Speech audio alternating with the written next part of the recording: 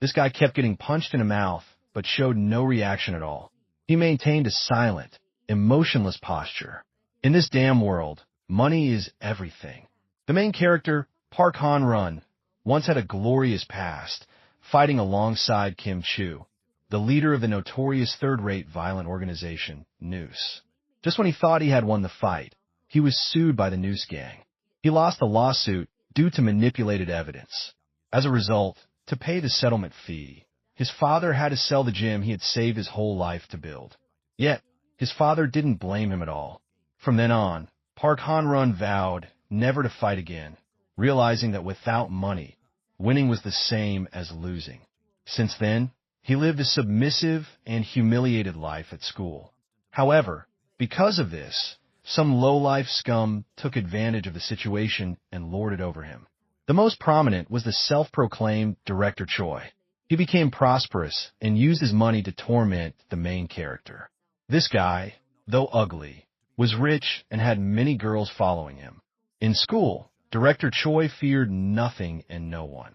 He was confident he had bribed everyone. So, he freely smashed the main character Park Han-run's face. After school, he'd get dragged into an alley by some street thugs who had a bit of money and beaten up. Those guys took turns stomping on him. He remained indifferent, letting them beat him. One guy even went further, grabbing a stick and repeatedly hitting him on the head. After their hands ached and the stick broke, they threw it down and left. All this time, a blonde-haired young man had witnessed everything. He couldn't understand it. He sat down next to Park Han-run and asked if he wanted compensation money, or if he was afraid of having to pay compensation, that he wouldn't fight back even when beaten half to death. The blonde man poured a pile of money from his bag, saying this amount would be more than enough for any law firm. If he wasn't planning to sue, he could beat those guys up and use this for compensation. Confused, Park Han-run glanced at the blonde-haired man and asked who he was. The blonde-haired man casually replied, "I'm the one who wants to break Kimchu's neck." Park Han-run fell silent. He stood up from the ground and smashed the faces of the 3 thugs who had just beaten him. After they all collapsed, Park Han-run followed the blonde-haired man. The two had a brief, heart-to-heart talk in a room on a high floor. The blonde-haired man took out his phone and introduced himself. He was Ozunu, CEO of the Aji Group, the youngest chaebol in South Korea, someone whose sneeze was worth tens of millions of won. The blonde man continued, ranting nonstop. That Kimchu, whom he utterly despised, was now living a lavish life, with extensive connections, a professional gamer with outstanding looks and abilities, the brightest gamer in South Korea. Hearing it made his blood boil.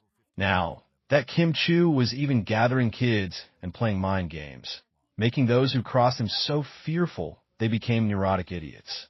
For Ozunu, dealing with Kimchu in society wasn't difficult, but he didn't want it to be easy. What he wanted was to do it their way, dirty and despicable, and trample all over their lives. Ozunu said that from now on, he would cover all necessary expenses related to capturing Kimchu, as well as Park Han-run's living costs, including his father's gym. In return, Ozunu needed Park Han-run's fists. Park Han-run asked Ozunu why he hated Kimchu so much, but he didn't answer, saying it would become clear later. Park Han-run returned to school. Now, with Ozunu backing him, money was no object. He pushed open the classroom door without hesitation and punched that arrogant Director Choi straight in the face.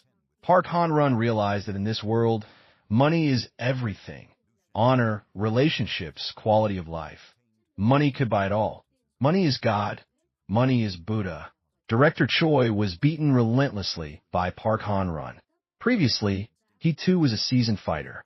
He never thought anyone was stronger than him until he met Park Han-run and felt true frustration. Back then, Park Han-run was too strong. 100 battles, 100 victories, winning absolutely. No normal person could do that. Only a beast could. When Park Han-run was made miserable by Kimchu because of money, Director Choi realized the importance of money. He had opened a shopping center and forced kids to buy from it. Director Choi had made a lot of money and had been able to crush Park Han-run under his feet.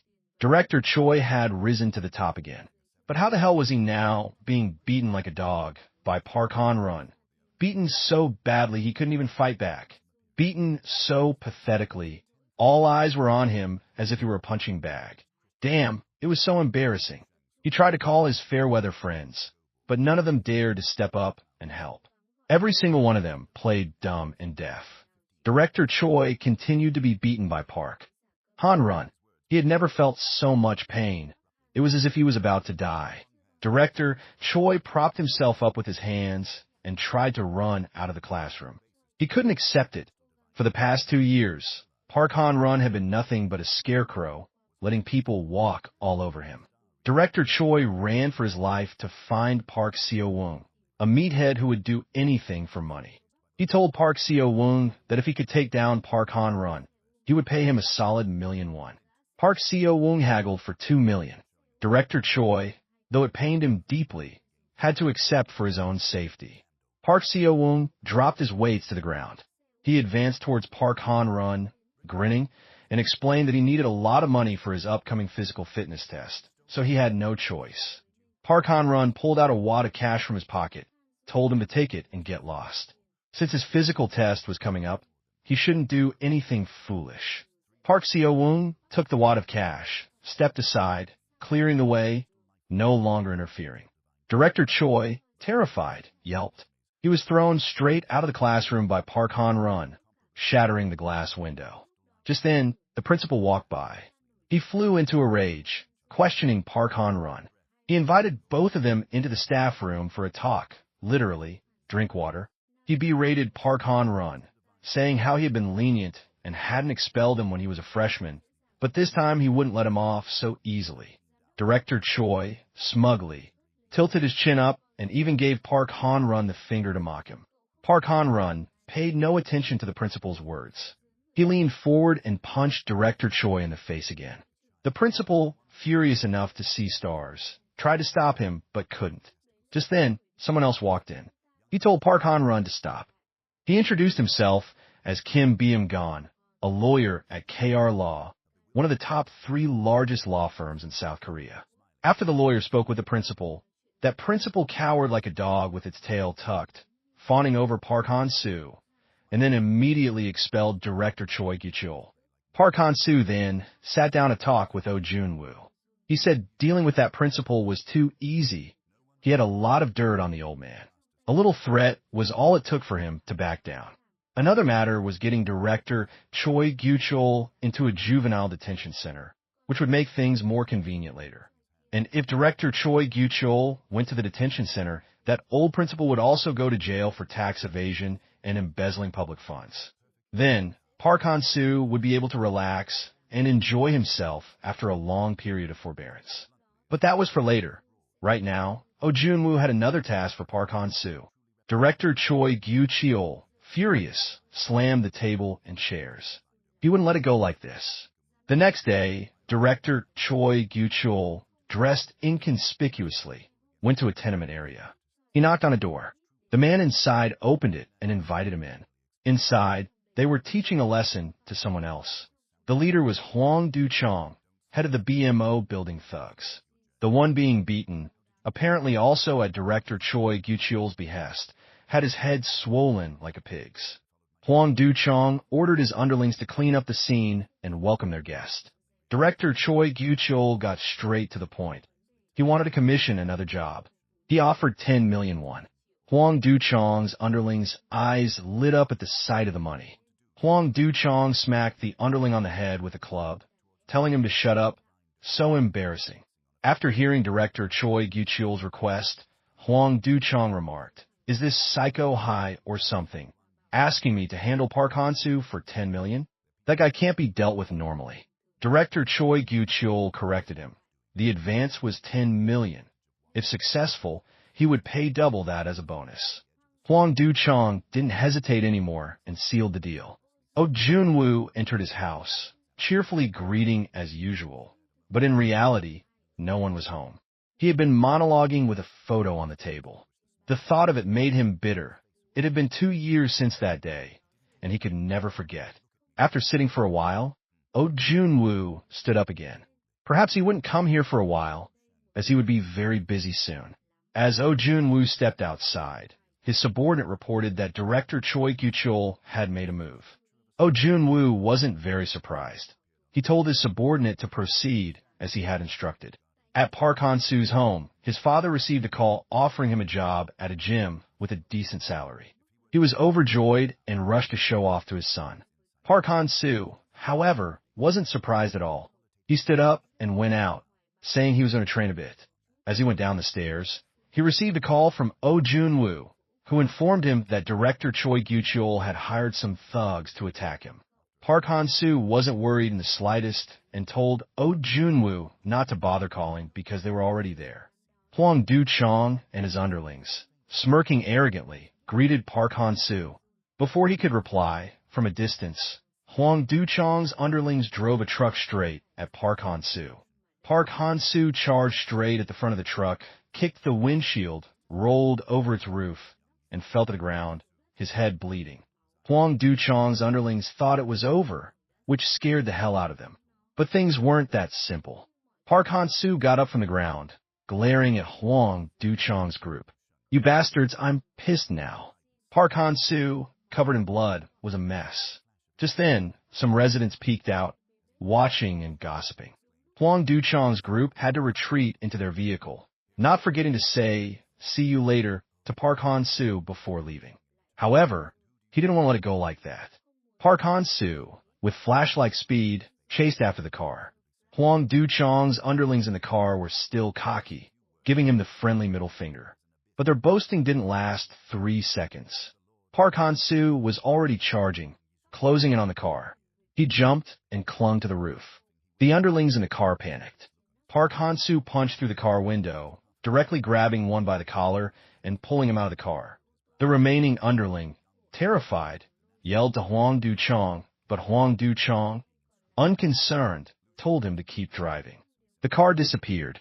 The underling who had just been pulled out, now regaining consciousness, opened his eyes to see the protagonist's friendly face and almost peed his pants. Park Han-soo asked him where the others went, but the underling tried to hide it, saying he didn't know. The words had barely left his mouth when Park Han-soo punched him square in the face. The underling trembled with fear, but stubbornly refused to talk. The result was a beating like no other.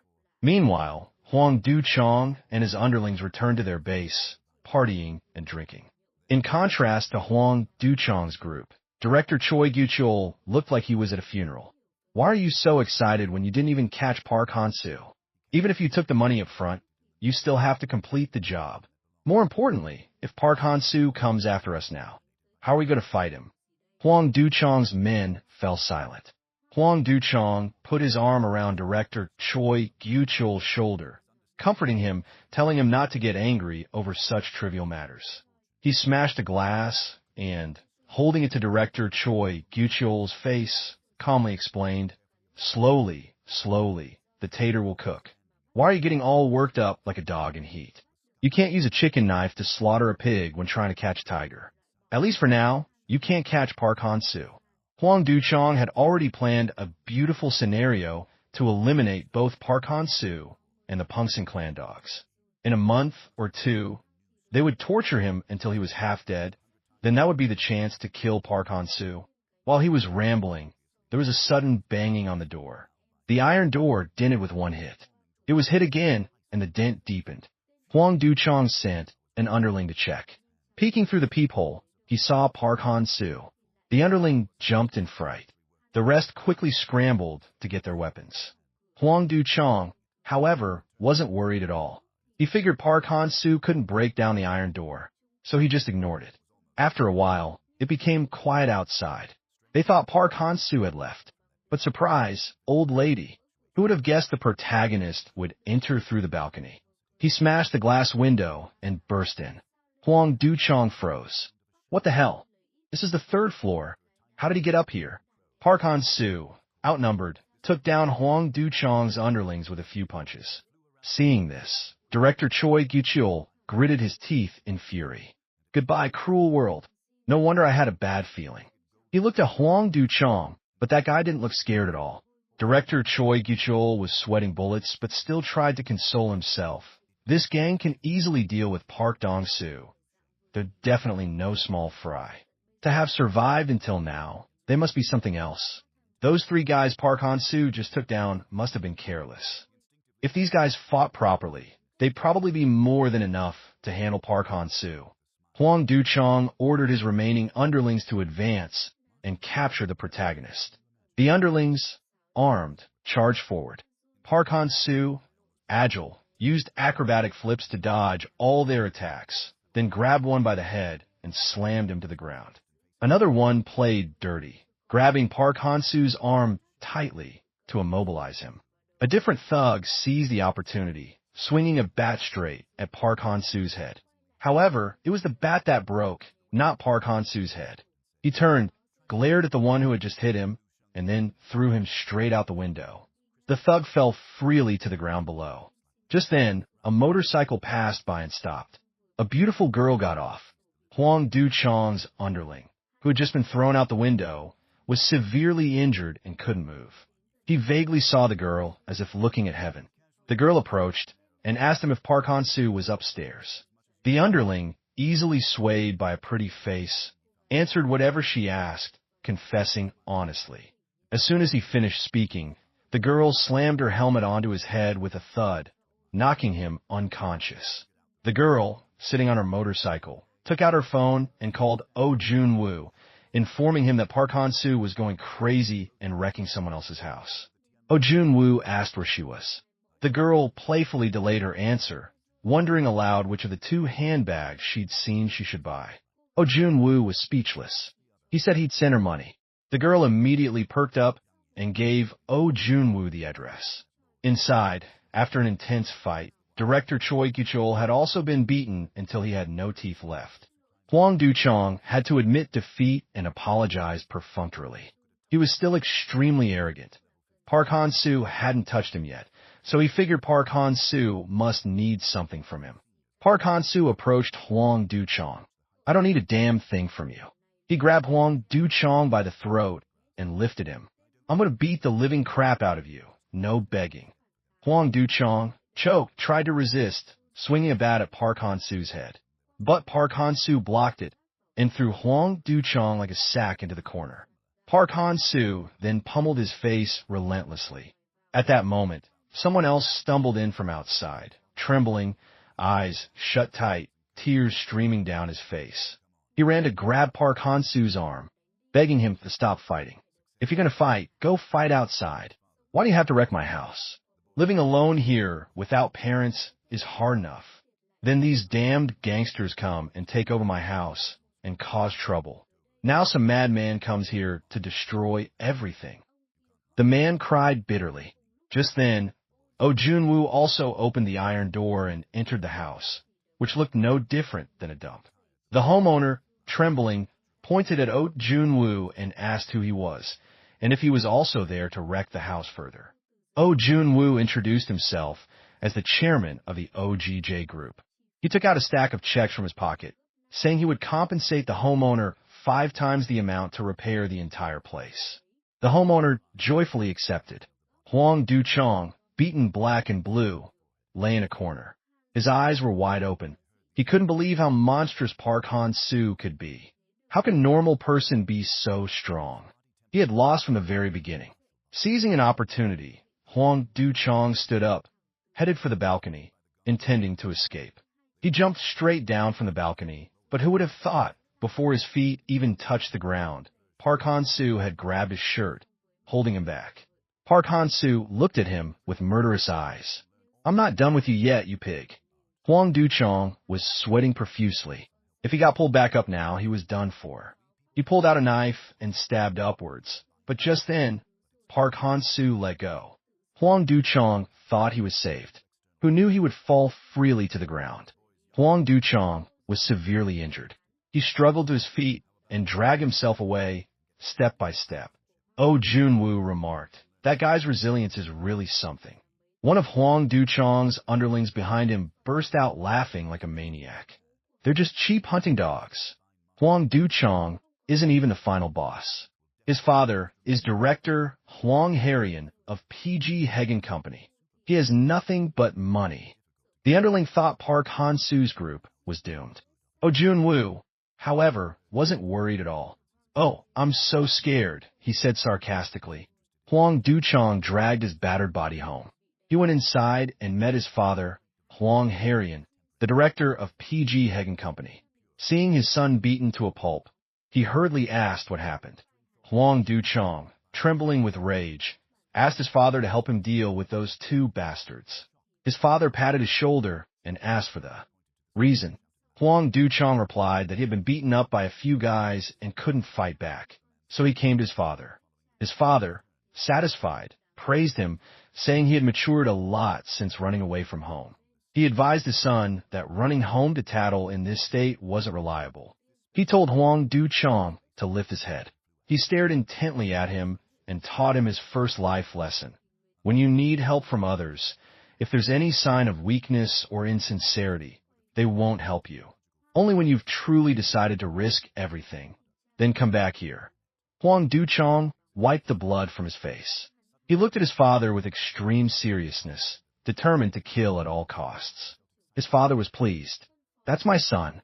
He took out his phone and called Manager Kim, instructing the person on the other end to deal with the two bastards his son mentioned and show them what a festival is. Hwang Du-chong and his father gathered 500 men and went to a construction site. Ojun-woo and Park Han-soo were already there. Ojun-woo sneered. "It's just a dispute between kids, yet so many old geezers have to stick their noses in, huh?" Hwang Du-chong's father looked at the two of them condescendingly. "Are you tired of living?" Ojun-woo wasn't worried at all. He smirked challengingly. "You think we came here unprepared?" When Hwang Du-chong's father saw the face of the person opposite him, his jaw dropped. He never in a million years thought the person he was about to attack was the chairman of the OGJ group. Suddenly, the phone in his pocket vibrated. He took it out to answer. The person on the other end delivered bad news. All contracts for the latter half of the year with the OGJ group had been canceled. Ojun-woo stood there, yawning widely, looking at Hwang Du-chong's father with utter contempt. He hurriedly knelt, begging Ojun-woo to spare him just this once. His subordinates still didn't understand why their director was cowering like a dog with its tail tucked.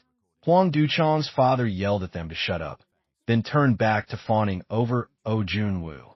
Ojun-woo looked down at him as if at a pile of trash and told him to deal with his own lackeys first. A while later, the group moved to another location to talk. Hwang Du-chong's father, his head never leaving the ground, begged Ojun-woo not to cancel the contract. If his company couldn't ship this batch of goods, it would face serious trouble.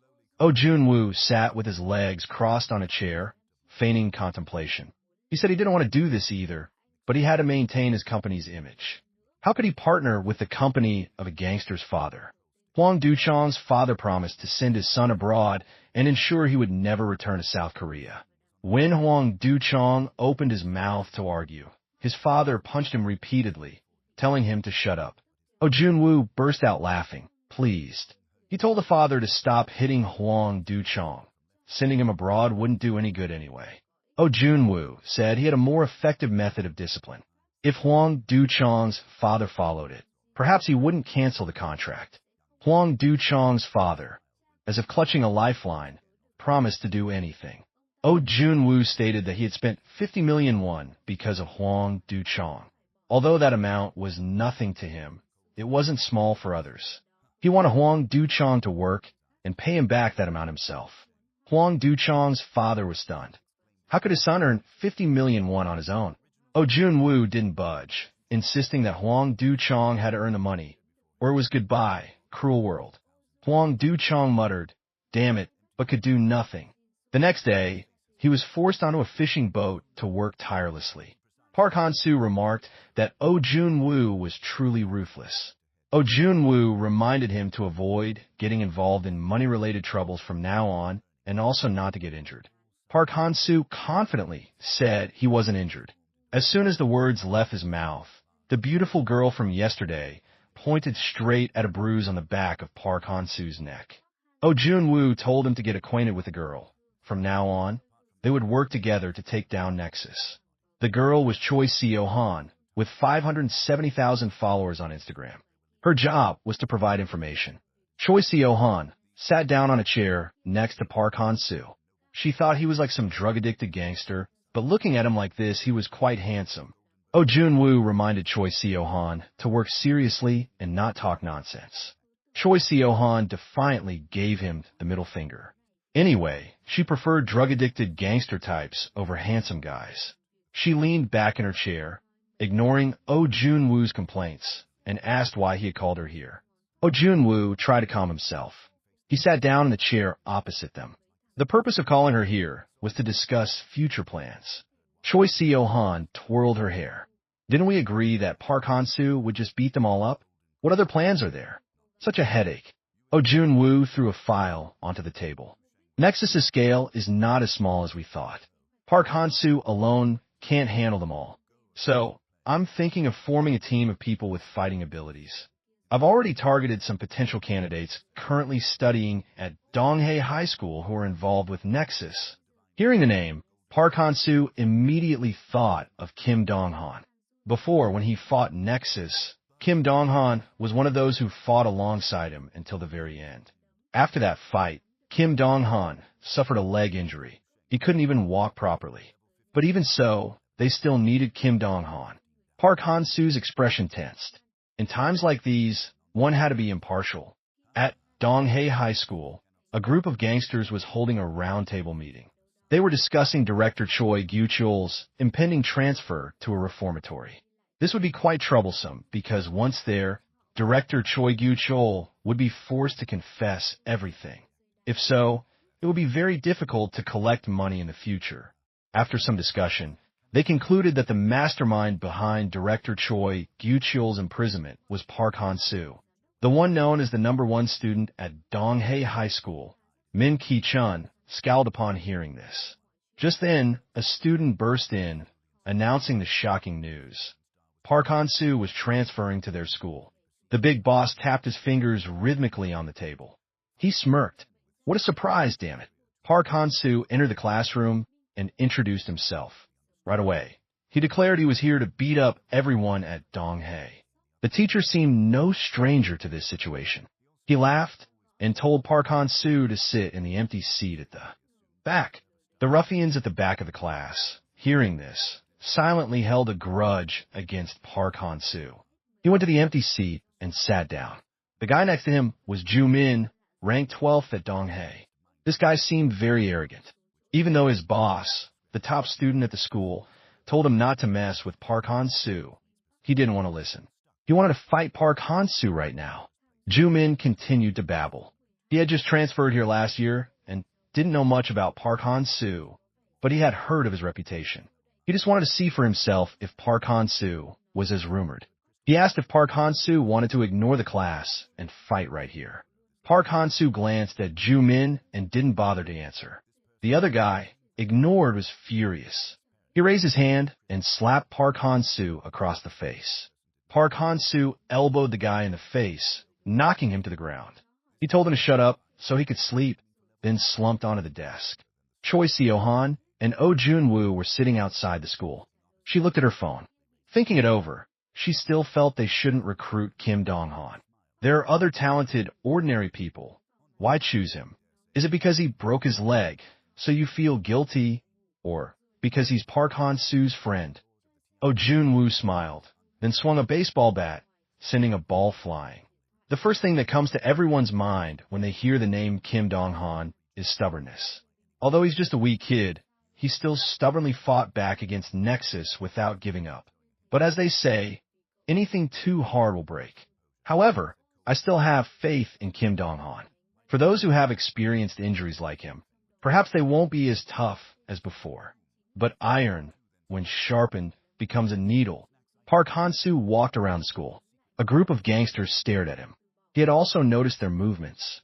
In the distance, he saw Kim Dong-han, flustered, rushing to buy something, only to be kicked to the ground by a gangster. The gangster berated him for taking too long to buy. How could it take more than 5 minutes to get to the cafeteria? He had lost big time because of him. That guy beat Kim Dong-han relentlessly. Other street punks stood by, laughing. They half-jokingly told the guy to stop hitting him, or Kim Dong-han would become an idiot.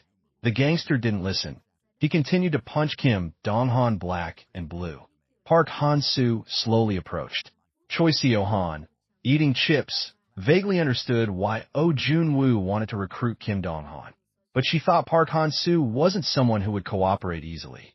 She suggested, why not try solving it with money? Oh Jun-woo put down his pen and signed.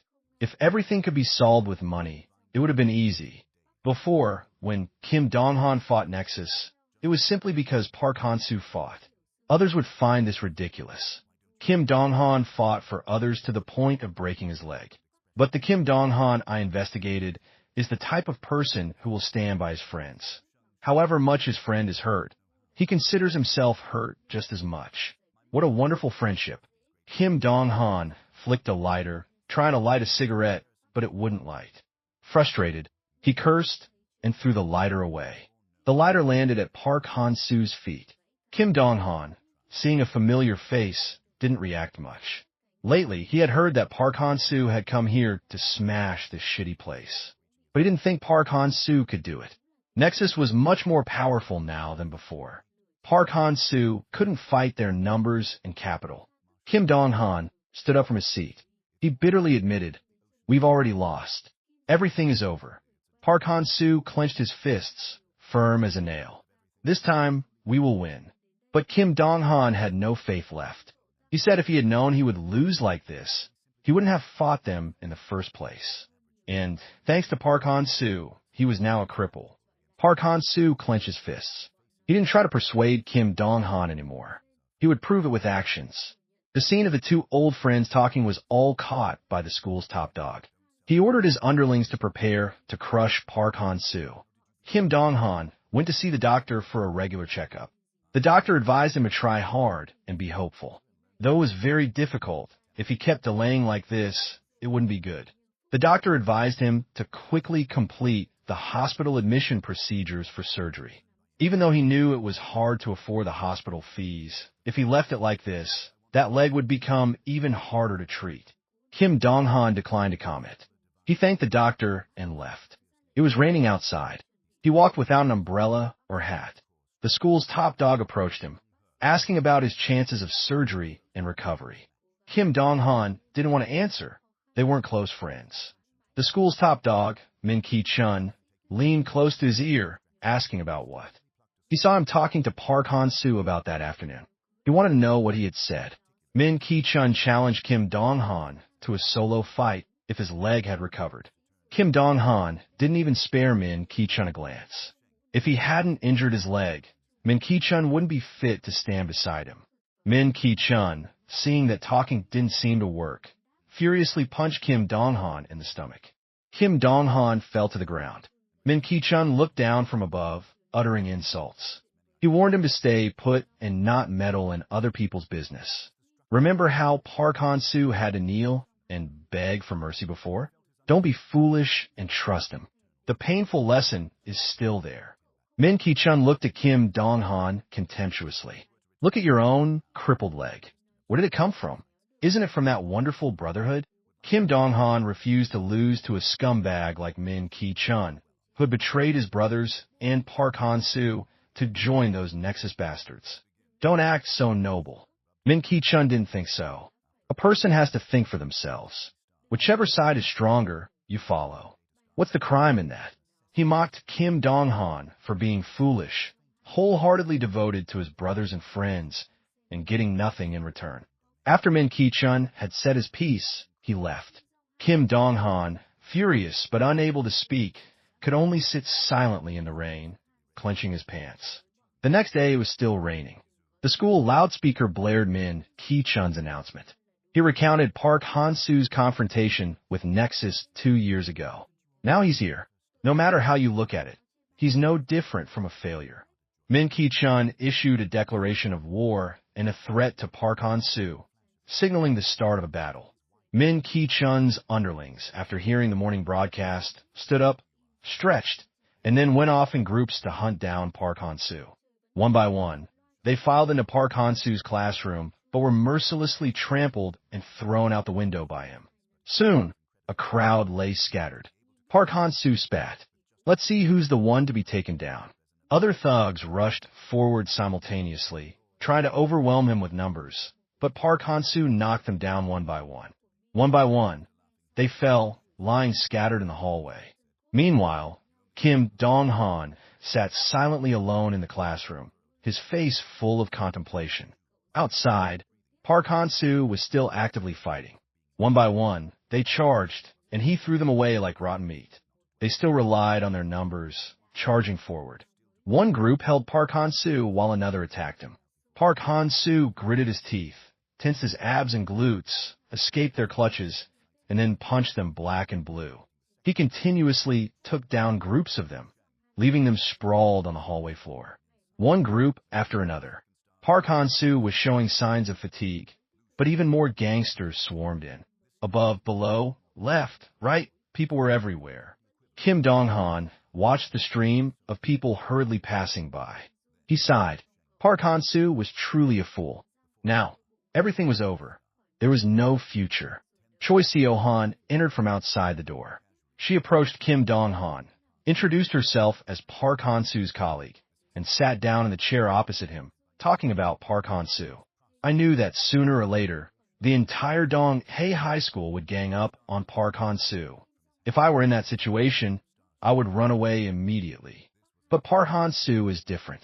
He chose to fight to the end. The reason is because he wants to tell Kim Dong-han that this time, he will win. Hearing this, Kim Dong-han was moved. He thought back to Park Han-soo's promise of victory, then remembered Min Ki-chun's taunts. He hesitated, clenching his knees. Cho Seo Han, resting her chin on her hand, asked Kim Dong-han if he wouldn't regret it. Kim Dong-han gritted his teeth, veins bulging on his face. Outside, Park Han-soo was still actively fighting. After a while, he had taken down the gangsters blocking his way. Just then, Min Ki-chun appeared from the top of the stairs. He clapped mockingly, praising, as expected of Park Han-soo, still the same as before, taking them all down by himself. But that's as far as you go. Min Ki-chun smirked contemptuously. Behind him was a group of tough-looking guys, a lineup of the school's top gangsters. Including Min Ki-chun, there were 6 street punks. Park Han-soo readied his attack stance. Min Ki-chun sneered and ordered the 5 behind him to advance. The others, hearing the order, advanced simultaneously, but before they could even touch Park Han-soo, the first one was hit square in the face by a flying broom. The one who threw the broom was Kim Dong-han. He had decided to fight alongside Park Han-soo. Min Ki-chun, seeing it was the cripple Kim Dong-han, curled his lip contemptuously, not even bothering to look. I'll deal with both of you at once. Min Ki-chun's underlings rushed forward to attack Kim Dong-han. Kim Dong-han slammed the broom on the ground, breaking it in half. With 2 makeshift weapons in hand, he readied his fighting stance. Kim Dong-han swung the stick, hitting one guy straight in the face. He gritted his teeth, suppressing the pain in his leg, and kicked another in the stomach. On the other side, Park Han-soo was also fighting fiercely. Soon, Min Ki-chun's underlings realized they were about to be wiped out.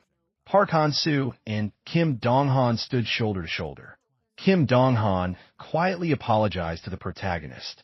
He had blamed Park Han-soo a lot in his current life, and had even insulted Park Han-soo's determination. Kim Dong-han knew it wasn't Park Han-soo's fault. He just wanted to blame someone. While the two were having a heart-to-heart, Min Ki-chun appeared out of nowhere, intending to sneak attack them. Understanding each other, they simultaneously split up and ran towards the window. Min Ki-chun, baited, chased after Park Han-soo. Park Han-soo grabbed his shirt and threw him like a sandbag into a room. Kim Dong-han used a rope to lock the door. He would be the one to deal with Min Ki-chun. Min Ki-chun didn't understand what this cripple was planning, but obviously he didn't take Kim Dong-han seriously. Kim Dong-han smirked mockingly. A pitiful person with no friends like Min Ki-chun. How could he understand what I'm doing? Min Ki-chun, provoked, lost his temper and raised his hand to attack Kim Dong-han. But Kim Dong-han poked him straight in the arm with the stick, making his arm bleed.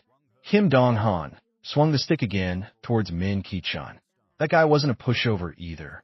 He stubbornly wrapped his arms around Kim Dong-han's stomach, making him lose his balance. Min Ki-chun lifted Kim Dong-han and threw him backward, shattering the glass window. Min Ki-chun punched again, but this time Kim Dong-han dodged. He threw the two sticks down, took off his outer shirt, wrapped it around his right hand, and continued to charge at Min Ki-chun. Obviously, Min Ki-chun underestimated Kim Dong-han and didn't pay attention to his actions. Kim Dong-han seized the opportunity, covering Min Ki-chun's head with his shirt, and then relentlessly pummeled his face. Min Ki-chun managed to grab Kim Dong-han's leg and held onto it. He used a dirty trick, punching Kim Dong-han hard in the knee. Kim Dong-han, in pain, gritted his teeth. He clutched his crippled leg. Min Ki-chun looked down contemptuously. He stood up, turned his back, and didn't intend to fight anymore. But Kim Dong-han didn't give up. He struggled to his feet and continued to fight. Min Ki-chun punched Kim Dong-han repeatedly in the face, but the king of endurance didn't fall. He still stood firm. Min Ki-chun hit him again, sending him flying backward, shattering the glass window. Kim Dong-han fell face down onto the broken glass, but he still continued to stand up. Min Ki-chun, having hit him so much, also got annoyed, especially since Kim Dong-han was like a cockroach, refusing to die. He raised his hand to punch again, but unexpectedly, Kim Dong-han scratched his face, tearing it. His hand had glass shards from the ground earlier, so the scratch was more painful than usual. Min Ki-chun swung his arm to fight back, but Kim Dong-han dodged. There was no way he would lose to a lackey like Min Ki-chun. If he lost, what would Park Han-soo think of him? Kim Dong-han used a headbutt, hitting Min Ki-chun straight in the face. The other guy was dazed from the hit. Before he could recover, Kim Dong-han punched him several more times. Kim Dong-han poured all his frustration and anger into beating Min Ki-chun's face. Min Ki-chun lost consciousness and fell to the ground, unconscious. Kim Dong-han's legs trembled. He opened the door and went outside to see Park Han-soo had already dealt with the small fry outside. Kim Dong-han couldn't stand steadily. Park Han-soo had to support him. The two sworn brothers looked at each other, smiled, and then left. Outside the school gate, the chairman of Donghae High School looked at the shattered glass windows on the upper floor. He vaguely guessed what had happened. He smirked and ordered his underlings to go up and capture Park Han-soo. He would personally break his legs. His underlings were about to go up when someone else stopped them. The person who arrived was the lawyer brother from KR Law. He wasn't afraid of the Donghae chairman at all and demanded to speak with him. The two sides went into a classroom and sat down at a table. The Donghae chairman sat arrogantly, legs spread, showing an uncooperative attitude. In this country of law, don't think that having a lot of money means you can go around hitting people. The lawyer threw out several more suitcases. I don't want to beat around the bush. Let's get straight to the point. The Donghae chairman smirked and signaled his underlings to check the suitcases. Indeed, a big corporation knows how to negotiate. If it's not yellow paper, I won't accept it. The Donghae chairman's underling opened the suitcase. Inside was also yellow, but it was a pile of documents. The lawyer looked at the chairman threateningly. This will be the headline for tomorrow's news. Donghae High School's funds come from covering up school violence and recruiting good fighters, then investing in organizing large-scale fights, and even illegal land speculation. There are also many tax issues and other crimes. The Donghae chairman muttered curses at the lawyer's parents. He liked being threatened. Of course, he had also made preparations. The chairman's underlings drew knives and held them to the lawyer's throat. If words don't work, then threaten. The lawyer, on the contrary, wasn't worried at all. Don't think killing me here will end everything. If my law firm and Donghae Foundation go head-to-head, who wins is still unknown. Add the crime of teacher killing someone, you'll probably be in jail for a long, long time. The Donghae chairman was furious but couldn't say anything. He signaled his subordinates to put down their knives. He turned to ask the lawyer what he wanted. The lawyer smirked. I demand that Chairman Donghae transfer this school to us. Park Han-soo had gone to the hospital for first aid and such. Cho Seo Han opened her mouth to reprimand him. Are you even human? How are you still intact after fighting the entire Donghae High School? Park Han-soo cursed at her. Are you crazy? Just then, The doctor came out and announced Kim Dong-han's condition. His current condition is not very optimistic, but fortunately, the surgery was successful. Park Han-soo let out a sigh of relief. Oh Jun-woo leisurely sat in a coffee shop, scrolling through his phone. He came across news about Dong-hae High School. Oh Jun-woo smirked. Just as planned. He stood up, preparing to leave, when he suddenly heard a commotion at the table next to him. It was the leader of Nexus, Kim Cho Seo, Oh Jun-woo's unforgettable dear brother. Kim Cho Seo, seeing Oh Jun-woo, also greeted him as if they were close. Oh Jun-woo smirked. He sat down in the chair next to Kim Cho Seo. The two chatted a bit. The you of the past is different. The past is just the past. Now, Kim Cho Seo is in a new position. He's just a mediocre gamer, while Oh Jun-woo is the chairman. Oh Jun-woo curled his lip contemptuously. But I don't like to let go of the past. He glared at Kim Cho Seo, boasting about how he had swallowed Dong-hae High. Kim Cho Seo, on the contrary, showed no reaction. He put down his coffee cup, preparing to leave. Before leaving, he respectfully bowed to Oh Jun-woo as if it were real. Oh Jun-woo didn't even react. He left Kim Cho Seo with a warning, promising that the next time they met, Kim Cho Seo would find it hard to maintain that expression. After Kim Cho Seo left, Oh Jun-woo leaned back in his chair and sighed. It had been 2 years, but looking at Kim Cho Seo's face, he still couldn't suppress the urge to punch him. But this wasn't without effect. How could that Kim Cho Seo not be furious? Kim Cho Seo got into his car and left. He looked out the window, admiring the sky, the land, the clouds. His subordinate asked him how he planned to deal with Park Han-soo. Kim Cho Seo said, slowly, the tater will cook. The biggest battle in South Korean history will happen soon. In some house, a round-table conference of Nexus was being held. This place gathered branch leaders from many gangs. Today, we 6 gather here to discuss Park Han-soo. Many branch leaders didn't seem to like meetings much. It took so much effort to trudge all the way here just to talk about one Park Han-soo. The Chungcheong branch leader burst out laughing. He mocked the Gyeonggi branch leader for not knowing a damn thing. 2 years ago, Park Han-soo was an arrogant bastard living in a slum in Seoul. Nexus controlled almost the entire capital, and we also took over that area. But any area with Park Han-soo was very hard to swallow, so we ignored it. It's embarrassing to say, but the problem is those bastards in other areas saw Park Han-soo like that, and also harbored hopes of rising up. So a lot of things happen in Nexus. That's why we put all our effort into capturing Park Han-soo. But if things had ended well, we wouldn't be gathered here today. The unimaginable happened. On our side, although we were more numerous, we were all defeated by him one by one. Park Han-soo even came close to overthrowing Nexus. Sounds like bull, Canada. The Gyeonggi branch leader was somewhat skeptical. But unfortunately, it's the truth. Anyone who has seen Park Han-soo fight will understand. He's a crazed monster. The Gyeonggi branch leader smirked after hearing the story, and then opened his mouth to criticize the other branch leaders as a bunch of useless incompetents. The other branch leaders were also annoyed, but tried to restrain themselves from punching him. Only the Gyeonggi branch leader admitted that he also thought they were useless back then. But that was the story of 2 years ago.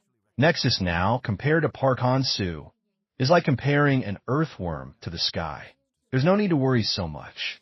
The other branch leaders didn't seem to care much.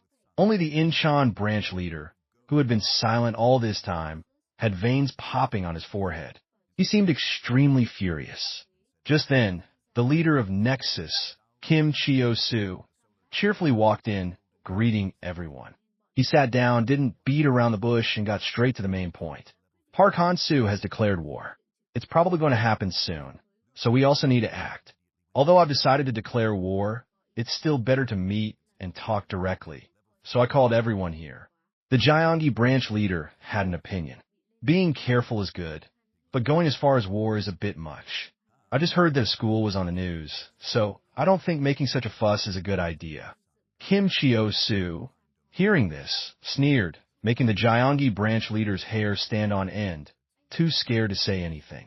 The Inchan branch leader, who had been silent all this time, finally spoke up. He volunteered to handle everything. Kimchu was pleased that the bait had been taken. He pretended to remind him, "This time will be harder than last time because Park Han-soo has helpers, so you need to prepare many things." The Inchan branch leader couldn't wait any longer. Every time he thought of Park Han-soo, the scar on his forehead twitched. He was always ready. Kimchu praised him and agreed to let the Inchan branch leader go into battle. The other branch leaders had no other opinions and unanimously agreed. The roundtable meeting quickly ended. The Inchan branch leader was thrilled. Finally, he had a chance to take revenge on Park Han-soo. Immediately, the Inchan branch leader gathered all his underlings and announced they were going to deal with Park Han-soo. His underlings were also very excited. The next day, Park Han-soo went with Oh Jun-woo to a sealed-off area. Oh Jun-woo pushed open the door and told Park Han-soo to go in with him.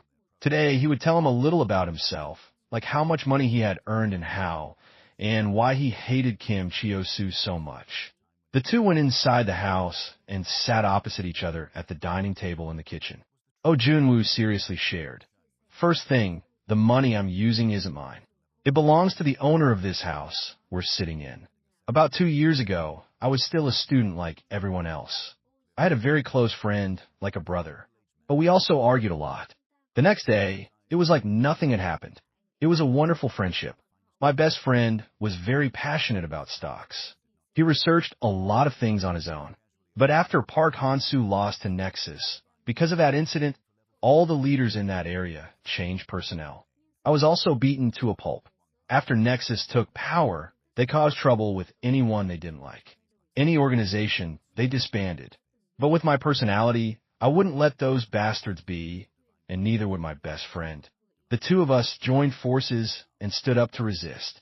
Although we weren't very good at fighting, we always fought together. Simply put, Nexus were just rabid, disorganized dogs. But those bastards were dirtier than I thought. They burned down my best friend's house.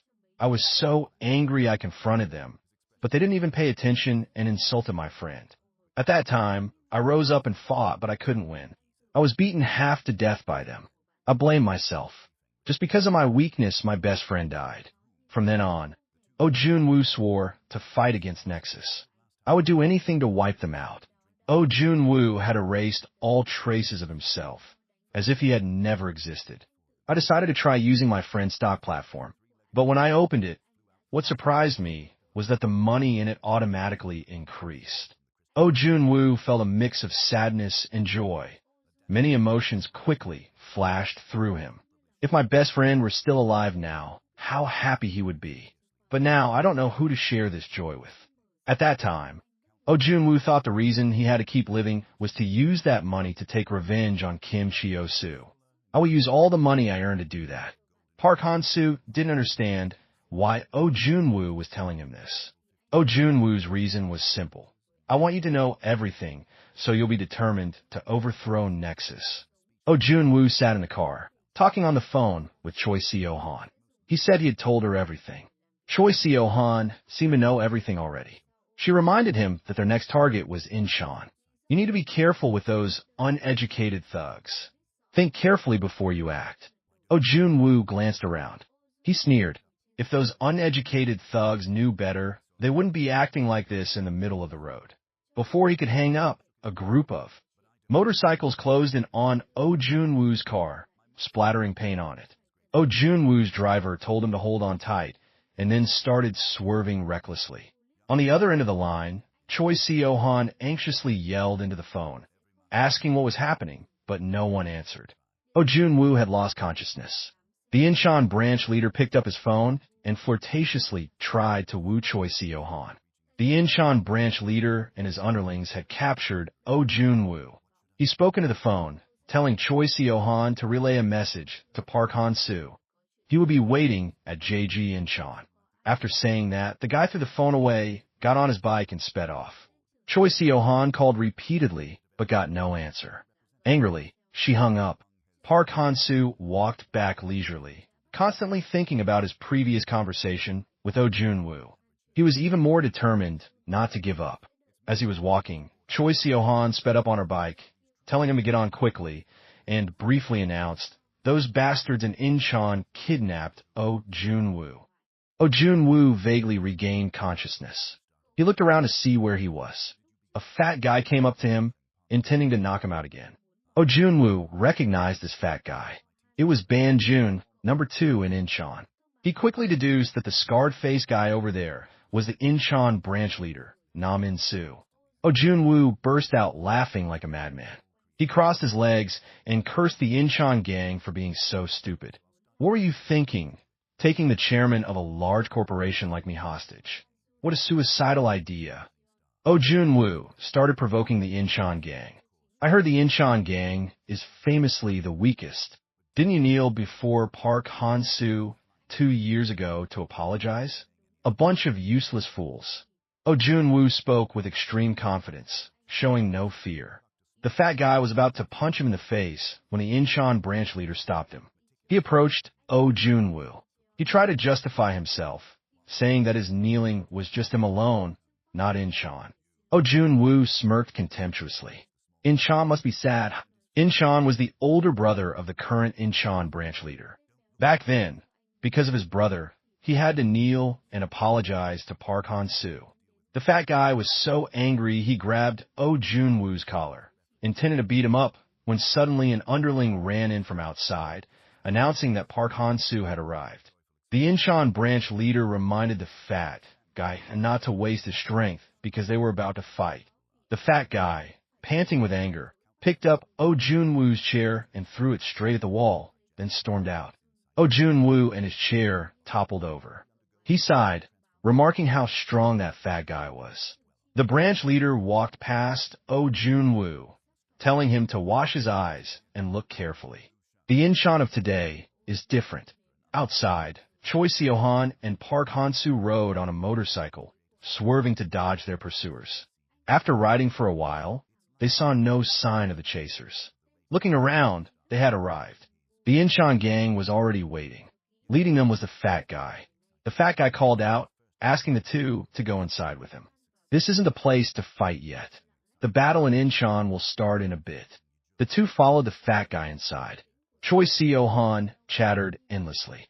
The fat guy, annoyed, yelled at her to shut up. "Just follow, you talk too much." Cho Seo Han smirked. She brought up the incident from 2 years ago again. Didn't Inchan say back then that if Park Han-soo kneeled, they wouldn't fight? But now that you can't catch him, you're getting so impatient.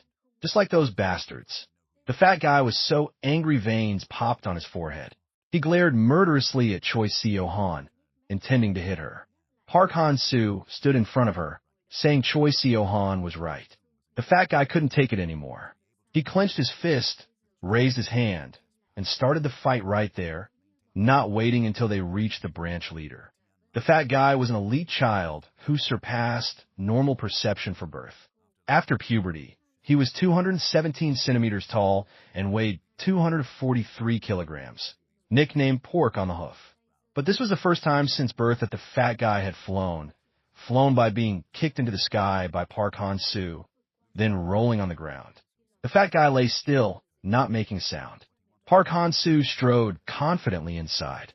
A crowd of Inchan troops surrounded Ozunu, who was toppling over in the distance, yelling for Park Han-soo to quickly remove this chair for him.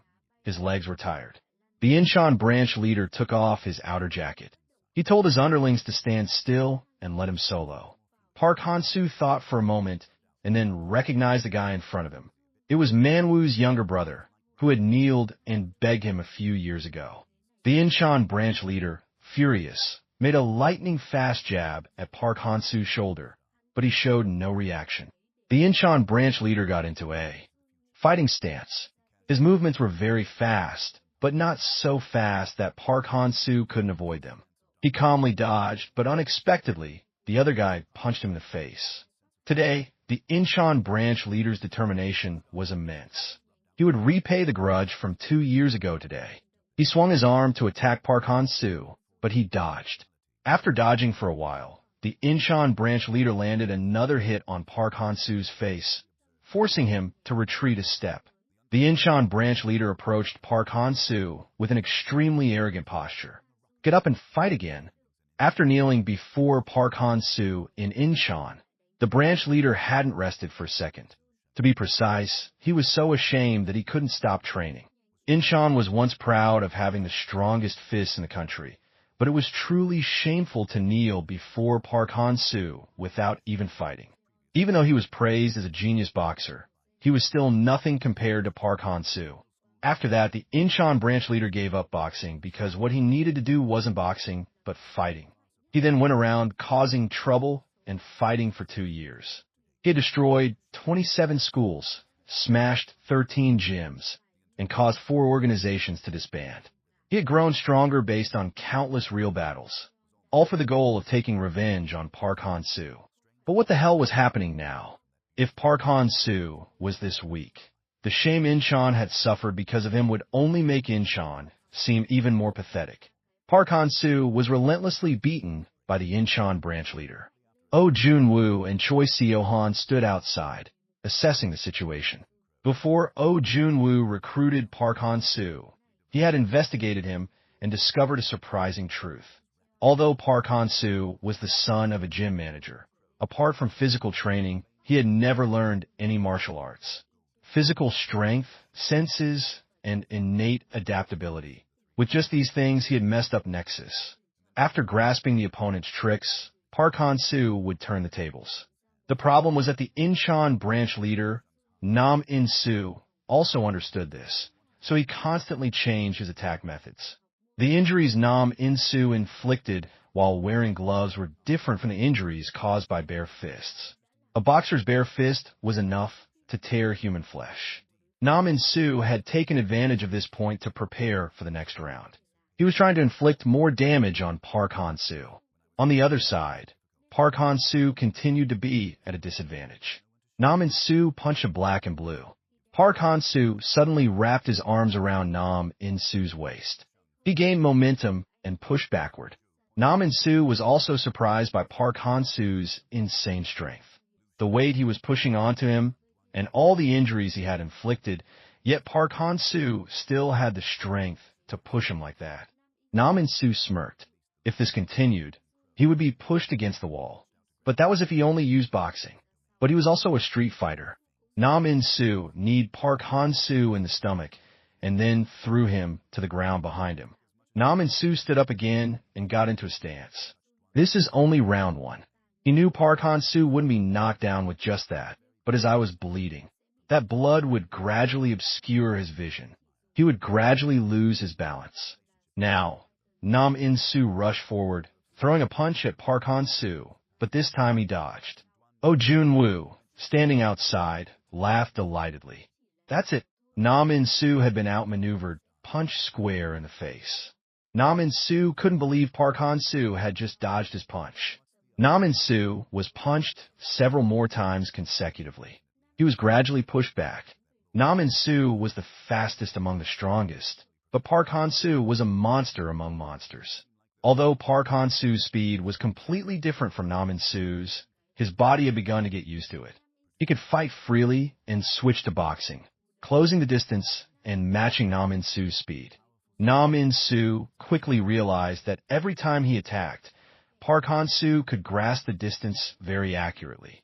The efforts he had trained life and death for until now were already being pushed back by Park Han-soo. This was the difference between someone with talent and someone with nothing. But Insu stubbornly refused to give up. He dodged Park Han-soo's fist, ran to his side, and relentlessly attacked with hooks. However, it had no effect on Park Han-soo now. Insu was too slow. He was punched by Park Han-soo, his face smashed. Insu was relentlessly punched, but still thought about the past. His older brother had once promised to do everything to protect everyone. Even though the act of kneeling was extremely humiliating, he still did it. At that time, he was young and impulsive, intending to solo Park Han-soo, but was stopped. But today, soloing Park Han-soo, he had lost completely. Blood flowed profusely from Insu's old scar. He realized that perhaps the previous leader of Inchan had foreseen this. Standing opposite Park Han-soo was truly haunting. Insu hesitated, not daring to attack anymore. He really wanted to run away now, but if he ran, the rest of them would be exposed. Just then, the fat guy and his underlings were about to charge and attack Park Han-soo. Nam In-soo yelled at them to stop. Nam In-soo kneeled and kowtowed before Park Han-soo, admitting defeat. Nam In-soo had once felt very ashamed that the knees of the man he had once looked up to could kneel so easily. But now he perhaps understood the reason.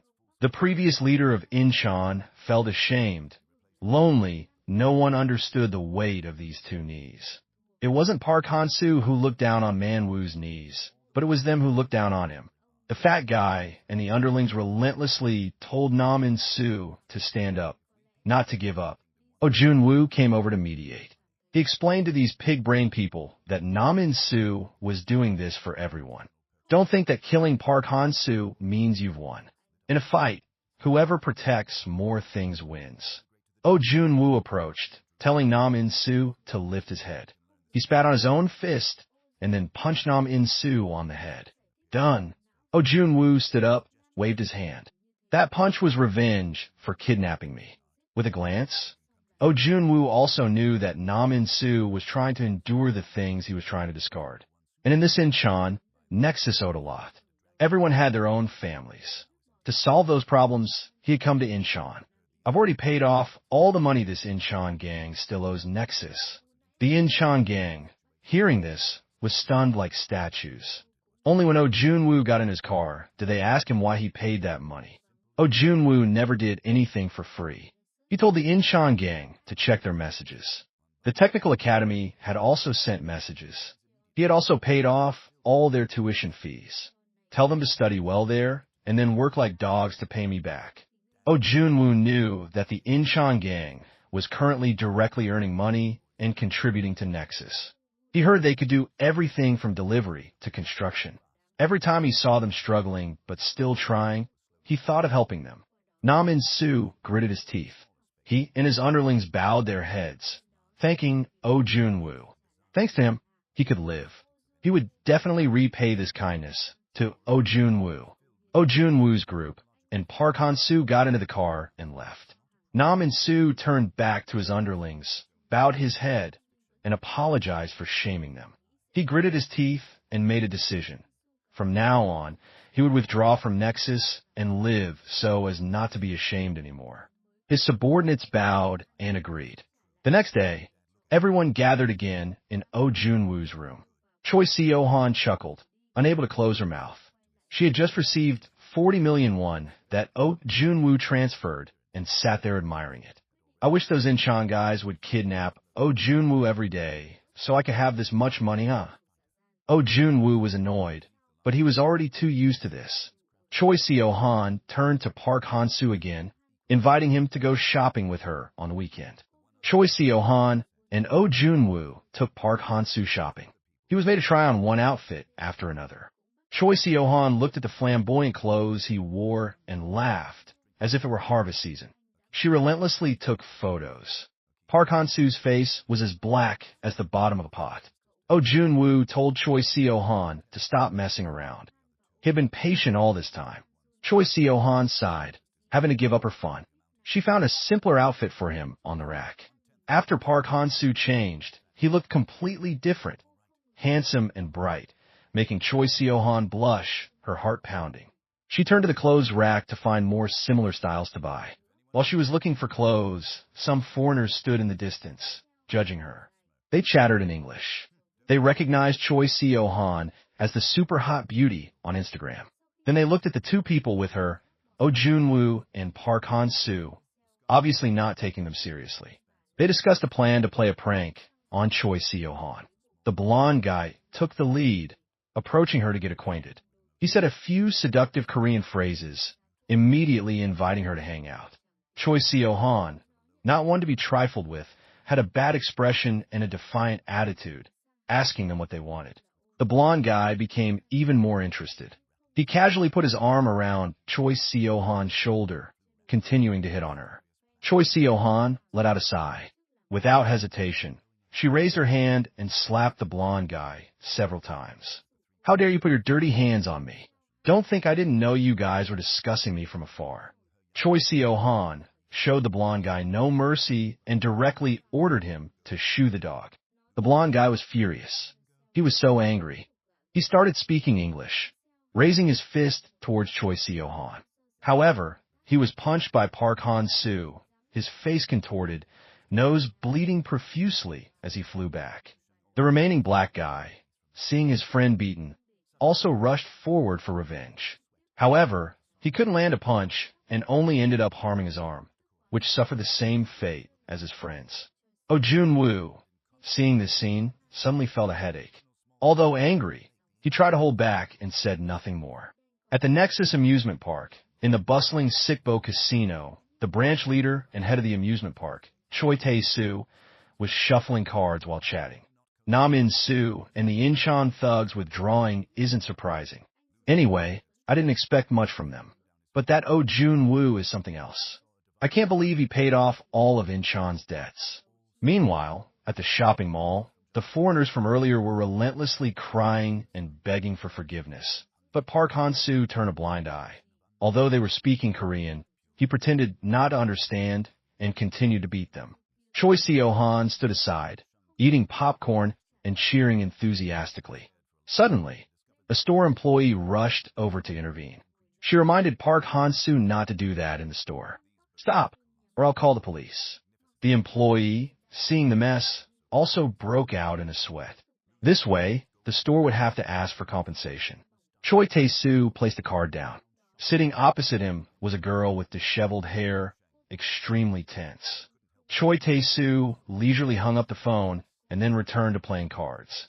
After revealing the cards, the girl screamed, tearing her hair. She had lost again. This was the third time she had gone bankrupt. Choi Tae-soo had run out of patience. This girl had already borrowed over the limit of 120 million. He ordered some men in black to drag her out. The girl continued to cling on, promising to do what Choi Tae-soo had said last time. Choi Tae-soo smiled slyly. He took out a photo from his pocket and threw it in front of the girl. The person in the photo was none other than Choi Seo Han. Kim Dong-han, after waking up, exercised vigorously. The nurse worriedly advised him to exercise less, but he stubbornly refused to listen. Oh Jun-woo came to the hospital to visit Kim Dong-han. Kim Dong-han went out to meet him. He promised to pay back the hospital fees to Oh Jun-woo. Oh Jun-woo waved his hand. That amount was like a mosquito bite to him. "Helping you is also helping me." Kim Dong-han spoke with a very serious face. "Not just for Oh Jun-woo, I will also destroy Nexus's organization. That's what I want to do myself, not for anyone else." Oh Jun-woo, satisfied, told him if he wanted to do that, he should recover quickly. Park Han-soo, after hearing about Kim Dong-han's situation, also felt somewhat relieved. Oh Jun-woo sat down on a chair and laid out the next step. "Now that we've dealt with the Inchan guys, our opponent is the one behind the Inchan guys financially. That's the Gyeonggi leader, Choi Tae-soo. He's the one who handles all the finances for Nexus. They make money through loan sharking and protection fees. Now, if we hit their economy, we can deal with them." The two went to meet someone else at a warehouse. Sitting opposite them was a young man, thin as an addict. He trembled, bit his nails, and sat with his legs crossed on the chair. Oh Jun-woo promised to protect his life. The guy, hearing this, felt somewhat relieved and started talking. This guy used to be a handsome young man, captivating everyone he met. People even said he was so handsome he should become a star. Hearing this, he was quite pleased, a bit delusional about his own power. He became obsessed with those thoughts. Stars received love and wealth. He became increasingly obsessed with wanting to be like them. However, life isn't like a dream. The number of his followers was pathetically low. No matter what he did, the number of followers remained the same. When he was about to give up, he received an invitation to attend a gathering of some celebrities with extremely high followers and engagement. He realized this was what he needed. Thinking it was a life-changing learning opportunity, he had to seize it, get close to them, learn from them, and ride on their coattails. He live-streamed with them, and thanks to that, his follower count skyrocketed compared to before, reaching 2 million. He thought his life had changed, but who knew that was just the beginning of a dark nightmare. After working for a while, they showed their true colors. They dragged him along to gamble. Because he didn't agree to go with them, he was kicked out of the group. His follower count quickly plummeted. No matter what he did to get views and likes, it had no effect. He fell into a crisis, obsessed with his follower count. He went back to find that group to get his followers back. He had to learn to gamble and party with them, because he was too obsessed with the praise online. He was afraid of being abandoned by them and did whatever they wanted. Debauchery, gambling, betting, nothing was missing. In the end, he got deeply involved and lost everything. He spent all the money his father had saved his whole life working in a flash. While he was panicking, someone came to find him. This man with a beast's heart was Cho Tu. That bastard took advantage of him when he couldn't think straight, enticing him to borrow money. He did it and then lost at gambling again. Now, the amount he had to pay was 5 million won every month for the next 10 years. Only later did he find out that Cho Tu was the one behind it all, always looking for ways to lure fame-hungry youths into their group and slowly turn them into debtors like him. Now, he truly regretted it. That thought haunted him day by day, driving him crazy. Ozunu stood up from his chair. He assured him that Cho Tu's dogs wouldn't get away with it, exploiting people's dreams and turning them into debtors. I will make them pay dearly for those actions. Ozunu promised to resolve this. The indebted young man kicked open the door of Cho Tu's casino, challenging them to a game. The reason he dared to do this was because Ozunu had instructed him. At first, he didn't want to get involved with Nexus, so he was hesitant. But after Ozunu patiently explained, he finally decided to go. Of course, he wouldn't do it for free. All the money he used for betting was entirely sponsored by Ozunu. Not only that, after the job was done, Ozunu would give him half of that money. Why wouldn't this indebted guy agree? As soon as he entered the casino, he threw a backpack full of money onto the table, demanding to gamble. The waiter there sneered, thinking he was truly a fool. Ozunu's plan was very easy to understand. He wanted to use gambling to take all of Nexus's money. But it wasn't that he was unprepared. He already had his own way to win this game. Normally, in a casino, the house never wins the game. But based on what Ozunu heard from the indebted guy, he realized the house had been using tricks to win.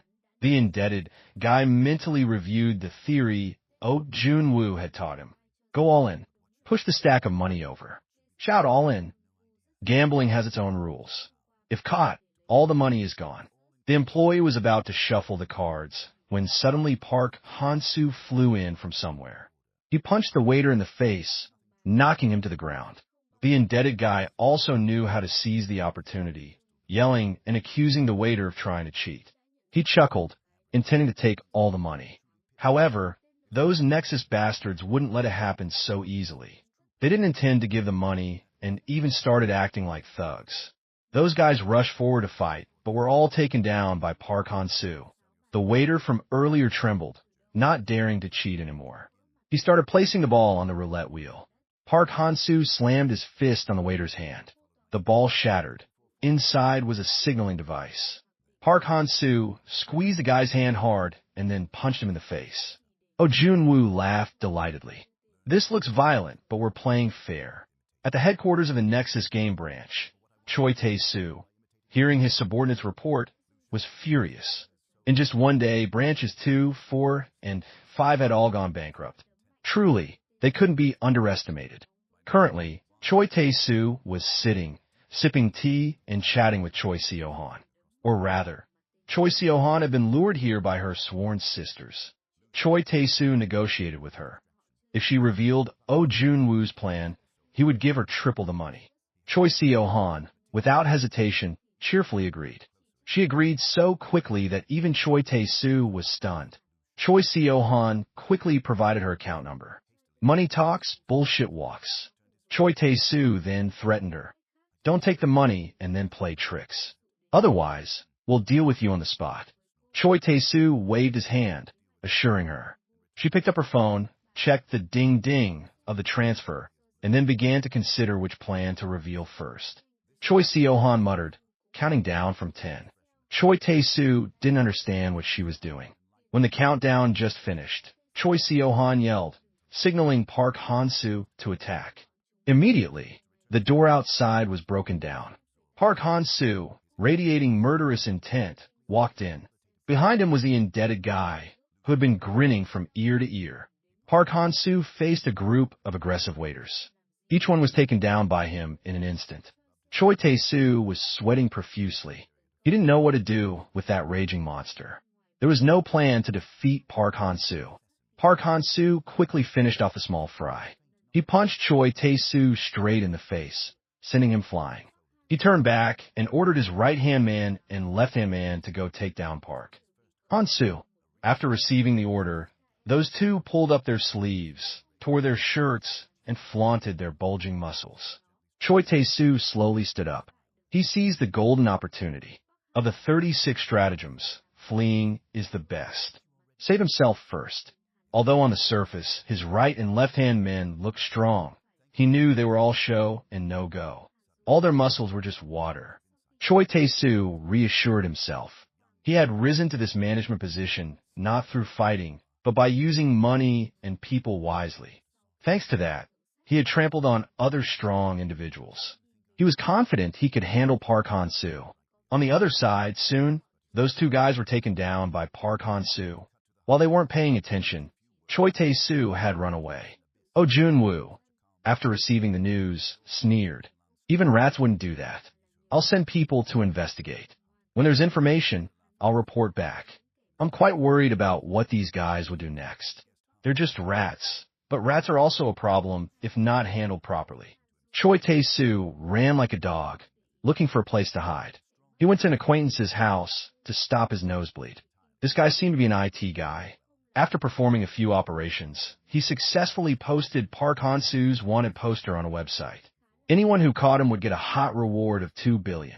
People still thought the main source of income for the Gyeonggi branch was mainly from gambling, but in reality, the main source of income for the Gyeonggi branch came from illegal betting websites. The number of members of the European betting house reached 87,000 people, and there, Park Han-soo's life was worth 2 billion. Others who received the information were boiling with excitement.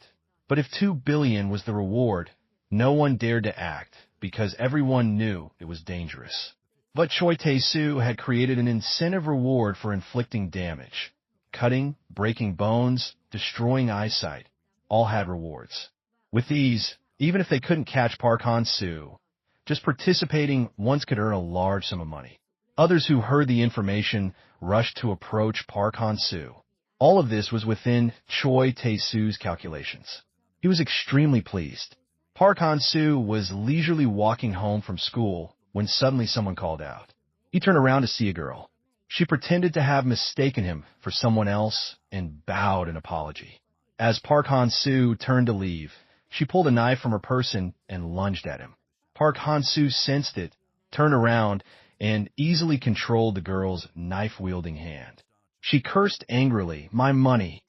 Suddenly, someone else with a baseball bat attacked Park Han-soo from behind. He raised his fist towards the girl while also blocking the baseball bat. He didn't understand what was happening and threatened the girl to explain. Park Han-soo grabbed the end of the baseball bat and swung it back, poking the attacker behind him straight in the face. That guy fell to the ground. Park Han-soo turned back to question the girl. She trembled, held out her phone, and explained that she had only attacked him because she wanted the reward money online. Park Han-soo saw his own picture on the betting house website. He immediately realized it was Choi Tae-soo's trick. Suddenly, another group of people rushed over, chasing and attacking Park Han-soo. On the other side, Choi Tae-soo and his friend were extremely delighted.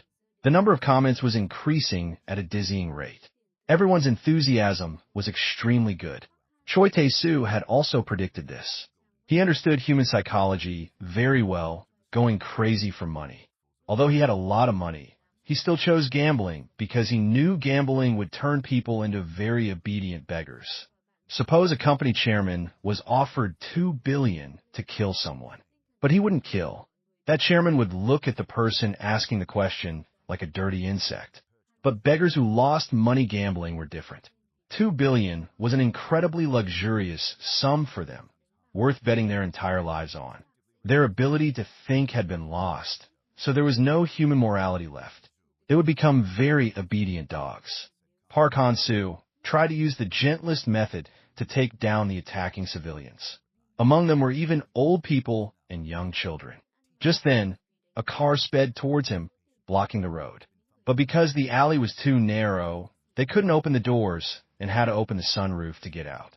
But as soon as they saw the light, Park Han-soo picked up a chair and smashed it on their heads. Ozunu called to check if he was okay. He had also just received the news. He told Park Han-soo to wait a bit. He had already sent people to help. Park Han-soo said he didn't need him to send people, but instead to send him the location of that dog Choi Tae-soo. He would handle it himself. Ozunu gritted his teeth and hung up. He was furious, sparks flying from his eyes. He ordered the department head next to him to start using company manpower. Meanwhile, Park Han-soo was still struggling with the ordinary people. He stepped on a man's face, then climbed over the wall and ran away. He ran and ran until he ran into a warehouse, and the door outside locked. Inside was another group of people. Park Han-soo didn't hold back anymore. He wouldn't hit ordinary people, but he was ready to deal with all Nexus members. Park Han-soo beat the group inside Black and Blue. He vented all his anger on them. Those guys also started to feel apprehensive and didn't dare to advance. Ozunu called to inform him that Choi Tae-soo's location had been found. Hearing this, he casually walked past the Nexus members who were scared shitless and stepped outside. All his actions just now had been recorded by a camera, and Choi Tae-soo had seen everything. Park Han-soo stepped outside to another human maze waiting. Choi Tae-soo and his friend sat in the computer room, discussing and laughing like madmen. They were certain Park Han-soo was dead. The other guy suggested dealing with Ozunu next. Choi Tae-soo joyfully waved his hand, promising the other guy more money. The other guy, even more motivated, pressed enter. A series of Ozunu's pictures appeared on the big screen. Before they could do anything else, Ozunu appeared on their big screen, laughing mockingly. Finally, I found you guys. Choi Tae-soo panicked, telling the other guy to turn it off, but the other guy tried and couldn't. Their entire system had been hacked by Ozunu's people. His goal was to destroy Nexus, just like they had done to him. Ozunu pressed enter. All of Park Han-soo's wanted posters on the website turned into Choi Tae-soo's pictures. Ozunu looked at them like a swarm of insects, left a good luck, and hung up. Choi Tae-soo was indescribably furious. He was sweating as if he had just showered. On the other side, while fighting, the other group received information that the wanted reward had switched to Choi Tae-soo, so they hurriedly fled in disarray. Choi Tae-soo hadn't received the bad news for long when someone started banging on the door outside. He told the other guy to take all the money and run first. The other guy, hearing the order, grabbed a suitcase and ran like crazy with Choi Tae-soo. Just then, the door was broken down, and the people outside rushed in. Choi Tae-soo reassured himself. Try to survive and get out of here. If I get blinded by that dirty money, I'm dead. I can create a website and be a slave again. As long as I'm alive, I can climb high. He was about to climb the stairs when suddenly his underling was sent flying, hovering in midair, and then slammed into him. At the top of the stairs, Park Han-soo was already waiting. Hello. I've been standing here since this afternoon. Choi Tae-soo was so stressed his body froze, his legs couldn't move, his heart pounded so hard it almost jumped out. Choi Tae-soo pointed at Park Han-soo, still tried to threaten him. Don't do that. I have a lot of connections. I won't let you off. Park Han-soo didn't have time to listen to this guy's nonsense. He jumped down and kicked him straight in the face. Choi Tae-soo luckily dodged one of his punches, intending to slip away, but Park Han-soo grabbed his hair and pulled him back. Choi Tae-soo trembled, begging for mercy, promising him a lot of money. However, Park Han-soo didn't listen. He beat this guy relentlessly, even though he kept taking out money to tempt him. He still beat him nonstop. Choi Tae-soo was beaten into a pig's head. He used all his strength to try to crawl on the ground and escape. He got close to the backpack of money and threw it straight at Park Han-soo's face, begging him for forgiveness. Park Han-soo showed no reaction. He was about to hit him again, but in the distance, another group of people was rushing towards them. They looked at Choi Tae-soo as if they saw 2 billion flying before their eyes. so they scrambled to beat and trample him. By evening, the bounty on Choi Tae-soo was lifted. The department head reported to Ozunu that Choi Tae-soo needed 14 weeks to recover. As soon as he appeared, they would immediately initiate appropriate legal procedures. All the SNS accounts Choi Tae-soo had used and the scumbags who had helped him had all been arrested. Ozunu was satisfied. He was extremely pleased. Now, Kim Cho-soo must be going crazy. Kim Cho-soo brought a fruit basket to the hospital to visit Choi Tae-soo. Choi Tae-soo, on the contrary, was trembling with fear. Kim Cho-soo sat down next to the hospital bed. He smiled brightly and asked Choi Tae-soo where his money was. Choi Tae-soo stammered, unable to answer. Kim Cho-soo squeezed his broken arm tightly, making him scream in pain. Kim Cho-soo still didn't let go, continuing to press him about the money. Kim Dong-han, after a long hospital stay, was finally discharged. He said goodbye to the nurse, picked up his bag, and left. As he went outside, he accidentally witnessed a bullying incident involving money extortion. Kim Dong-han, without hesitation, warmed up and then punched those guys in the face. He tested his leg a bit, easily taking down the thugs. Kim Dong-han let out a sigh. He lamented, still too weak. Haven't trained enough. Need to increase the weight. Then he left. The thug who was beaten to a pulp tried to get up. Only now did he realize the person who had just beaten him was Kim Dong-han. So the rumors were true. The two legends, Park Han-soo and Kim Dong-han, had truly revived. 2 years ago, both were very famous and known as the strongest fists of their time. They waged war against Nexus, shaking one region and becoming a major concern for many people across the country. Now that Inchan and Gyeonggi had fallen, the revival of these two names once again attracted everyone's attention. For many, it was just entertainment, but for many, it was terror and outrage. For many others, it was hope. Kim Cho-soo strolled leisurely through the school. He walked past several fights, heads bashed, and foreheads split, and went straight to the rooftop. Up there, another guy was sunbathing. This guy was Bay Moonhyang. Kim Cho-soo was looking for this guy to fight Park Han-soo. Bay Moonhyang was handsome, but not stupid. He also knew Kim Cho-soo intended to use him to capture Park Han-soo and then kick him to the curb. He felt like Kim Cho-soo's lackey. Kim Cho-soo smiled gently. He enticed him, promising to reward him handsomely this time. Tell Bay Moonhyang whatever he wants. Bay Moonhyang was no pushover either. He opened his mouth and demanded the position of Nexus's master. Kim Cho-soo's face darkened. He glared murderously at Bay Moonhyang. Bay Moonhyang, however, didn't even pay attention. He said he was just kidding. He knew Kim Cho-soo didn't come here to ask for a favor, but to give an order. If it's the leader's order, I have no choice but to accept. Bay Moonhyang walked past Kim Cho-soo, promising to resolve the matter quickly and efficiently. After it's done, a drink is all it takes. Bay Moonhyang returned home and lay sprawled on the couch. Kim Cho-soo came looking for him, confident he would defeat Park Han-soo. Bay Moonhyang sat up straight, stubbed out his cigarette. That Kim Cho-soo would never trust him. Kim Cho-soo's intention in coming to him was to destroy both him and Park Han-soo in one go. There was another person in the room. This was Choi Do-young, Bay Moonhyang's left-hand man. The guy was currently torturing someone else. The other person was Lee Yong-young, Bay Moonhyang's right-hand man. This guy was no pushover either, sitting there sharpening a meat cleaver. Bay Moonhyang stood up from the couch. Suddenly, he wasn't worried about Park Han-soo anymore. He snatched the screwdriver from Choi Do-young and stabbed the person being tortured straight through.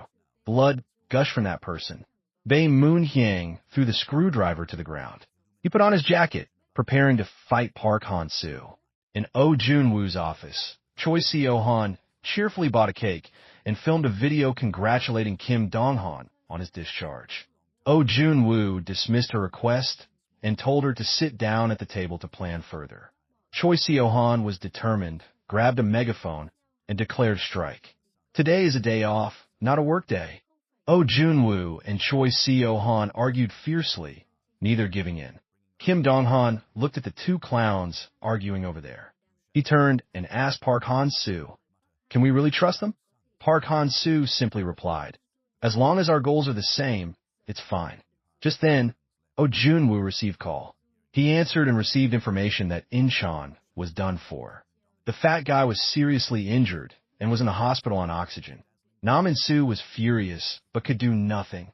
Ozunu had also just arrived. He asked about the situation, but Nam In-soo didn't answer, stubbornly insisting on handling it himself. With that, he stormed out the door. The fat guy, panting on the bed, called out to Park Han-soo. He didn't want his boss to fight anymore. If he said it, it would be like seeking death. Ozunu pressed, asking who it was, but the fat guy hesitated and didn't say. Kim Dong-han spoke up from distance. He knew that person was Bay Moonhyang. He knew that wound best. His knee was shattered by Bay Moonhyang. Kim Cho Seo was sitting in a room discussing plans with another person. From next month, many high school students across the country will participate in our game. And when the two games from the other person's company achieve both first and second place, the stock price, currently at 15,000 won, will soar to 80,000 won. The other party was initially a bit skeptical, but then decided to cooperate. Kim Cho Seo took the elevator down with another person. The other person was wearing a black hooded cloak. He announced that the game was complete. They would release it nationwide, so there couldn't be any problems. This cloaked person was Lee Yun-kim. It was unclear which branch he belonged to, but he was entrusted with a rather important task. Lee Yun-kim then brought up Bay Moonhyang, advising Kim Cho Seo that using that guy would definitely lead to a lot of dirty business. Kim Cho Seo, however, wasn't worried at all. He believed that in the jungle, there would be hyenas eating rotten meat. But even if it eats rotten meat, it can't change the food chain in the jungle. So just chill. Kim Dong-han was still training diligently and intensely. Cho Seo Han also came to train, but it was to train her Instagram. Cho Seo Han turned to Kim Dong-han and invited him to film a training video with her next time. She heard Bay Moonhyang had returned from America. Not many people knew him, so she needed his help. She asked Kim Dong-han for information about him. He wiped his sweat and continued to lift weights. Bay Moonhyang is one of the most talented people Kim Dong-han has ever met. In his eyes, only 3 people are strong: Park Han-soo, Kim Cho Seo, and that thigh bully, Bay Moonhyang. 2 years ago, when Kim Dong-han and Park Han-soo were still in high school, they liked to hang out at all the shops around this area. No one was in charge, including the Nexus area. But a few months later, Bay Moonhyang came to their area, and everything started to change. Bay Moonhyang took control of all the schools in that area. He made the schools compete to determine rankings, then bullied the lowest-ranked schools crazily, for no specific purpose, just because he liked it. A few days later, someone in Kim Dong-han's group was beaten black and blue. Bay Moonhyang told him to meet at the park at 8 p.m. He and another person went there and waited until almost 9 o'clock, but no one showed up. The person with him told him to go home, but he stubbornly waited. Waiting further, he saw another acquaintance collapse in front of him. Bay Moonhyang's methods were terrifying. No matter how hard he tried, he couldn't find him. That guy silently took down people in his school one by one, gradually breaking his sanity. And when Kim Dong-han's endurance reached its limit, that dog appeared in front of him. And from then on, the two officially in Nova Ed. Bay Moonhyang and Kim Dong-han met at a construction site. That guy told Kim Dong-han he was fit to be his errand boy. Kim Dong-han kicked Bay Moonhyang in the face, but the other guy leaned slightly and dodged. Kim Dong-han was really angry because of Bay Moonhyang's tactics. He yelled at him, "Why don't you come pick a fight with me instead of beating up unrelated people?" Kim Dong-han, furious, continuously attacked Bay Moonhyang. He easily dodged his attacks. Bay Moonhyang sneered contemptuously. He took off his jacket and punched Kim Dong-han hard, cracking his ribs. Kim Dong-han gritted his teeth, blood spurting from his mouth. He quickly regained his balance and counterattacked.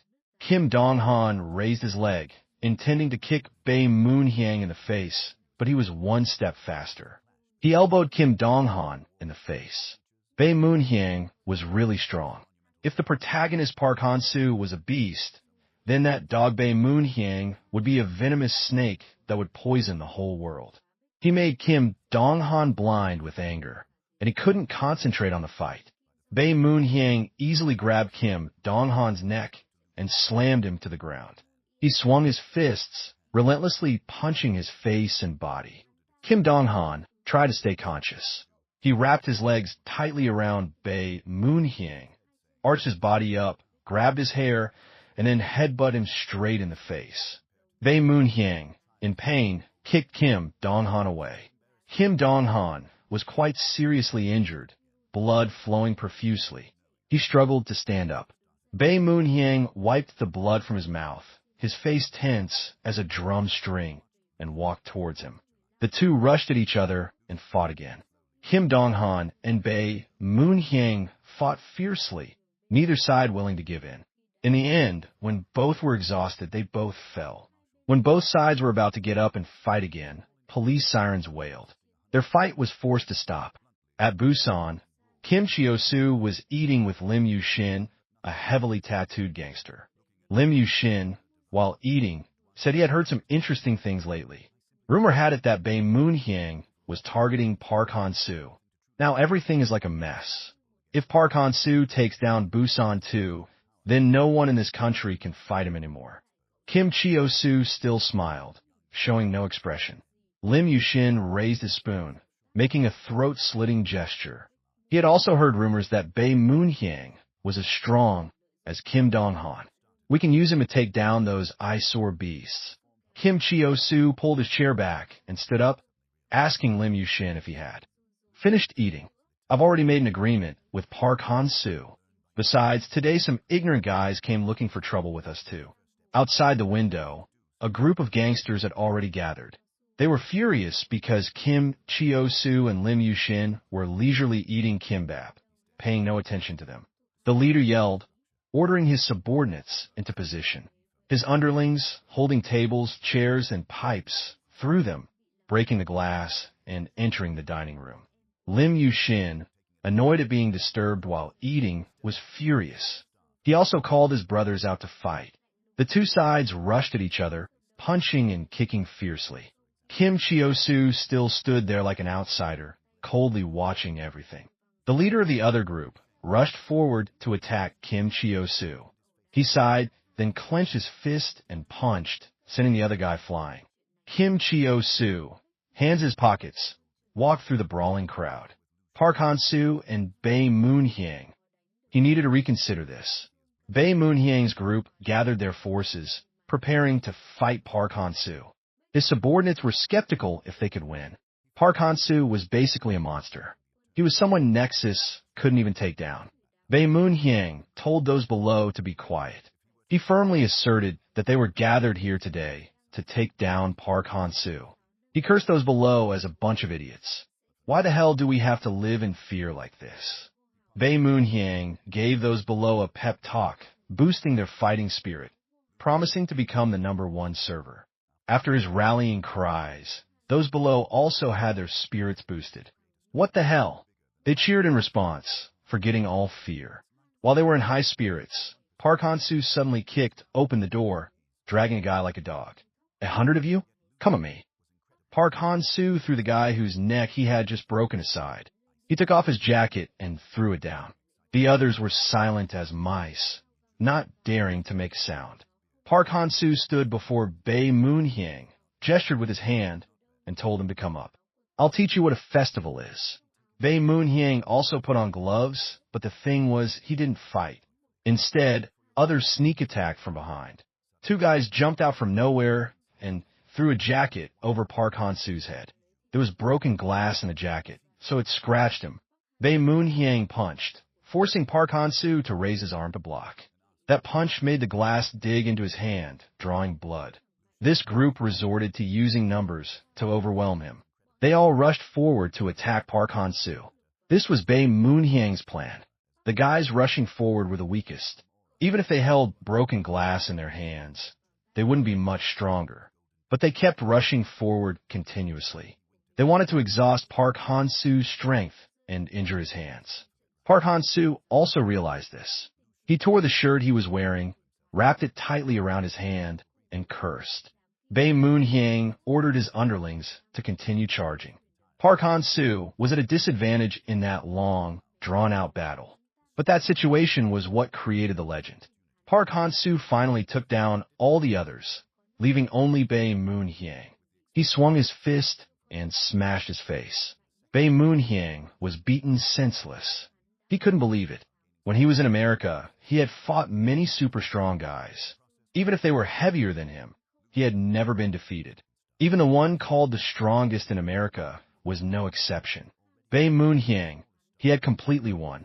But now, Bay Moonhyang was being thrashed by Park Han-soo like a child, beaten until he had no teeth left to suck porridge. In the end, he lay on the ground like a dog. Park Han-soo stepped on his head, warning him, "Next time, don't be so arrogant. Otherwise, you're destined to have your face in the dirt for the rest of your life. If you don't listen, you'll eat shit." Bay Moonhyang, furious, screamed but could do nothing. Bay Moonhyang, dejected, sat by the riverbank as if he had to take a dump. He was beaten sober. It's so unreasonable. 1 against 100, and still no problem. Is Park Han-soo using some kind of cheat or buff?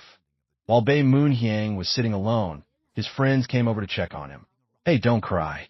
After some words of encouragement from his friend, Bay Moonhyang's spirits lifted again. After that fight, Bay Moonhyang disappeared for quite a long time. But his disappearance didn't mean the after effects of that fight also disappeared. Park Han-soo's absolute victory, 1 against 100. That battle was too captivating, and rumors began to spread like wildfire through every street and alley. Everyone was talking about it. There were even rumors that Nexus was so afraid of Park Han-soo that they didn't dare to touch him. This news also reached Kimchu Seo. Nexus's intimidating position was starting to be threatened, so Nexus tried to occupy Park Han-soo's territory.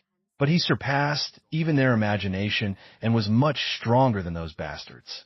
Starting from Inchan, Jang Kawun, Park Han-soo also defeated all those known as good fighters.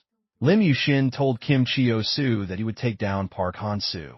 Kimchu Seo refused because doing that after conquering the country wouldn't be effective. He wanted people to remember Nexus not just as an ordinary bullying gang. They had to start from the most basic fear, completely defeating Park Han-soo in a match. Kimchu Seo said he would do it himself. Kimchu Seo's subordinate went to Lee Yun-kim. He told him to calm down.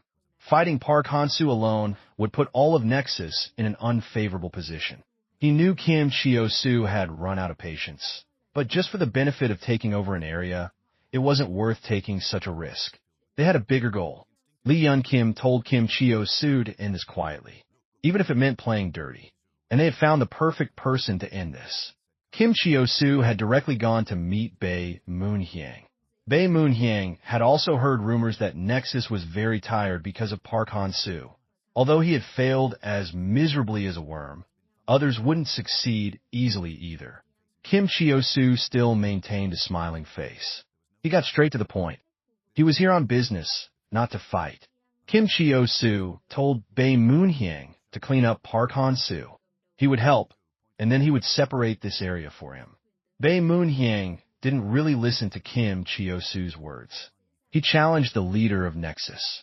Bay Moonhyang rushed forward, swinging his fist to attack Kimchu Seo, but he easily blocked his fist with just one hand. Kimchu Seo asked Bay Moonhyang if he didn't want revenge. He assured him he had a plan and money ready to take down Park Han-soo. Now, he just needed to find a right person.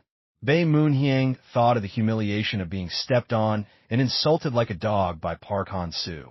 He also softened and asked what the plan was. Kim Dong-han was walking under an umbrella in the rain when he was surrounded by a group of guys. Thinking with his knees, he knew this group had no good intentions. Kim Dong-han threw his umbrella and rushed in to fight them. Bay Moonhyang followed Nexus's plan. They played dirty, beating Kim Dong-han black and blue, then took pictures and sent them to Park Han-soo. And as expected, Park Han-soo, after seeing his friend beaten, was furious. Alone, he grimly went to the location they had requested. Kim Dong-han was gagged and tied. hanging from a tree branch. Park Han-soo, seeing that the one behind this was the stubborn Bay Moonhyang, naturally had a grim expression. Bay Moonhyang, not knowing where he got the courage, took an iron rod and hit Kim Dong-han hard on the leg. Park Han-soo, seeing his friend tortured like that, lost all reason. Without thinking, he rushed forward. Anger clouded his vision. He was distracted and couldn't see the chains.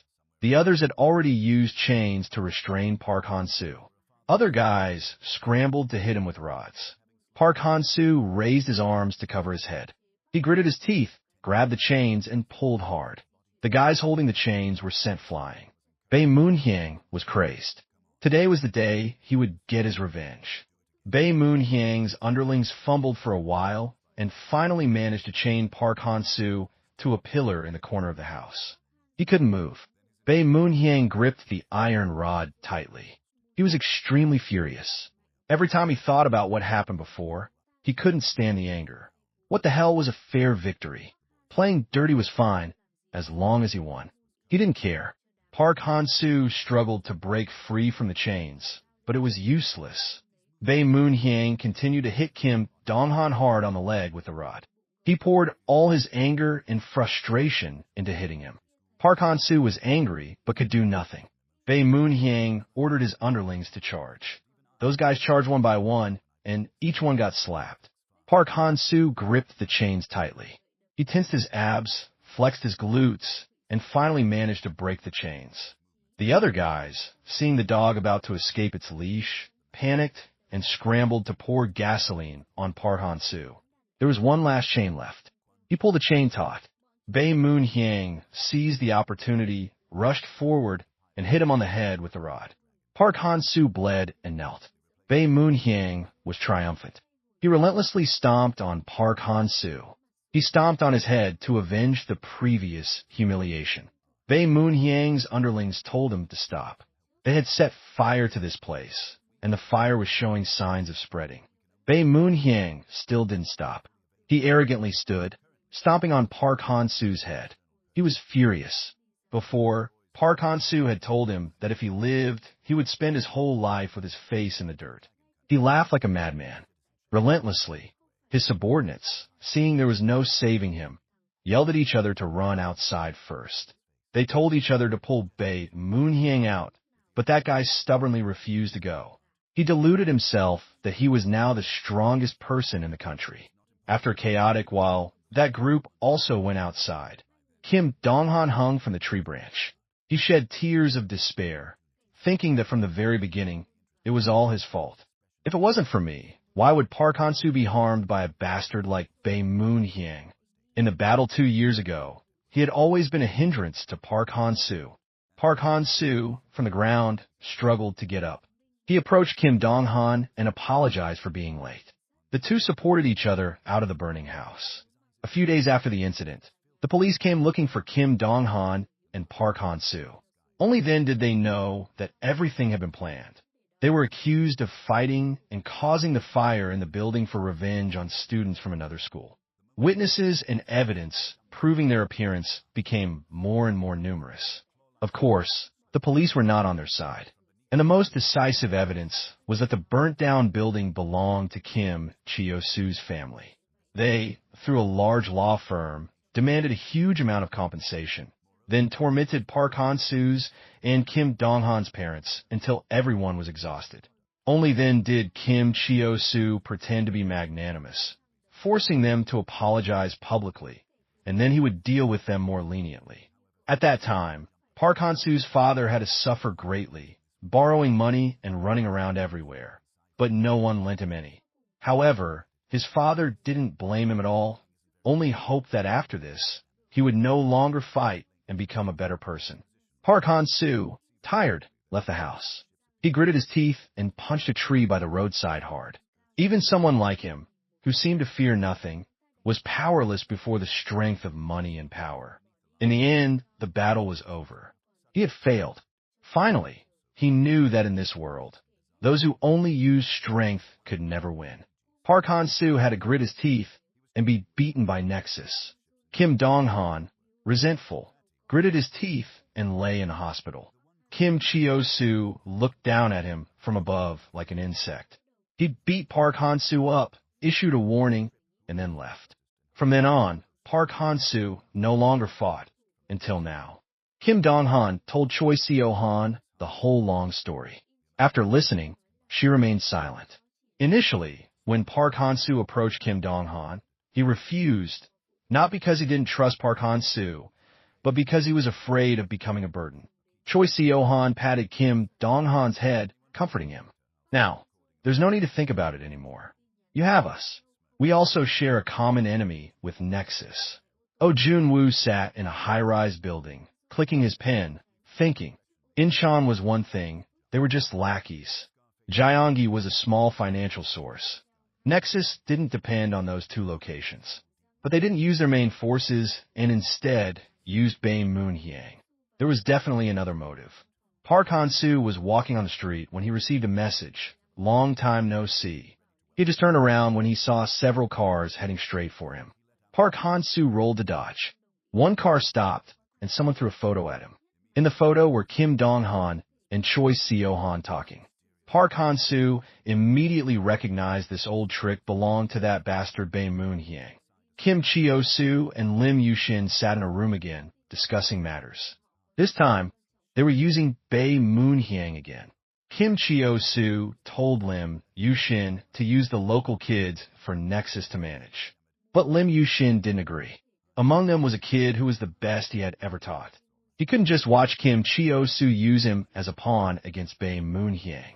Kim Cho Seo sighed, exasperated, telling Lim Yusin he didn't understand. It wasn't that he didn't trust him, but they had an important mission ahead. Now was not a good time. The long-term plan could be ruined. Kim Cho Seo said he would let Lim Yusin handle Bay Moonhyang so he could focus on more important matters. Only then did Lim Yusin relent. Kim Dong-han was showering in a public bathhouse when someone broke in, used a pick to open his locker, plugged in a USB, installed hacking software, and then left. Kim Dong-han had just left the gym when someone on a motorcycle swung a club at him. Kim Dong-han agilely dodged. A fan fell from above.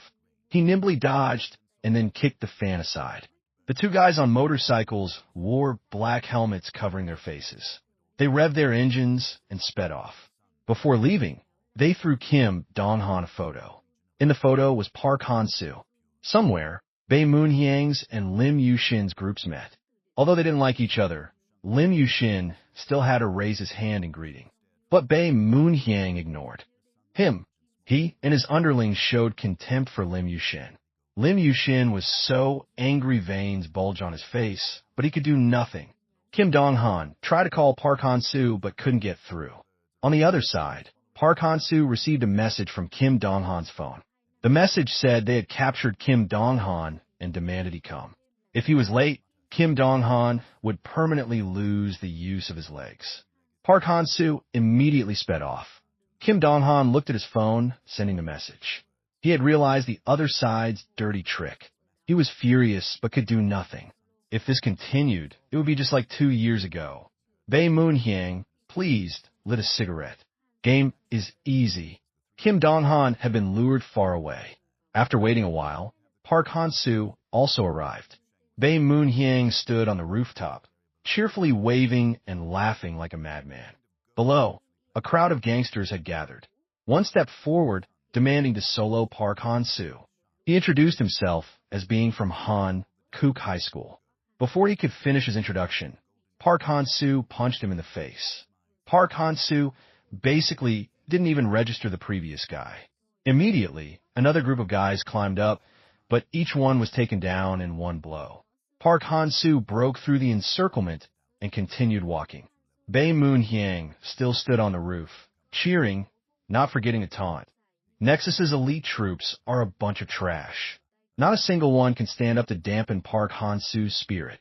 Lim Yusin, being taunted, didn't get angry. The guys just now were ones he had just trained. He brought them here for a bit of exposure. Park Han-soo entered the building. As soon as he entered, he encountered two guys in martial arts uniforms. They were Nexus's elite troops. Park Han-soo didn't want to waste much time, so he directly attacked. He swung his fist at the long-haired guy, but he easily dodged. He grabbed Park Han-soo's wrist and then threw his whole body to the ground. Park Han-soo was grabbed by the shirt and lifted by the neck by that guy. The long-haired guy threw him, smashing him into the glass door. Park Han-soo was thrown into a room. The long-haired guy looked at him condescendingly. Too young and green. The rumors are truly exaggerated. With this level, you want to fight Nexus? Park Han-soo stood up and continued to attack. This time, the short-haired guy took the blow. He grabbed Park Han-soo's fist and held onto it. The long-haired guy put him in a headlock.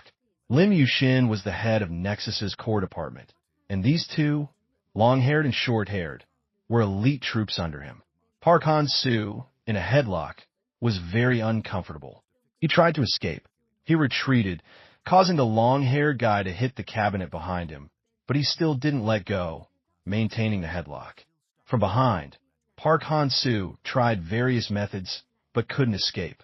This technique seemed simple, but its name was just 3 words: kill the lion.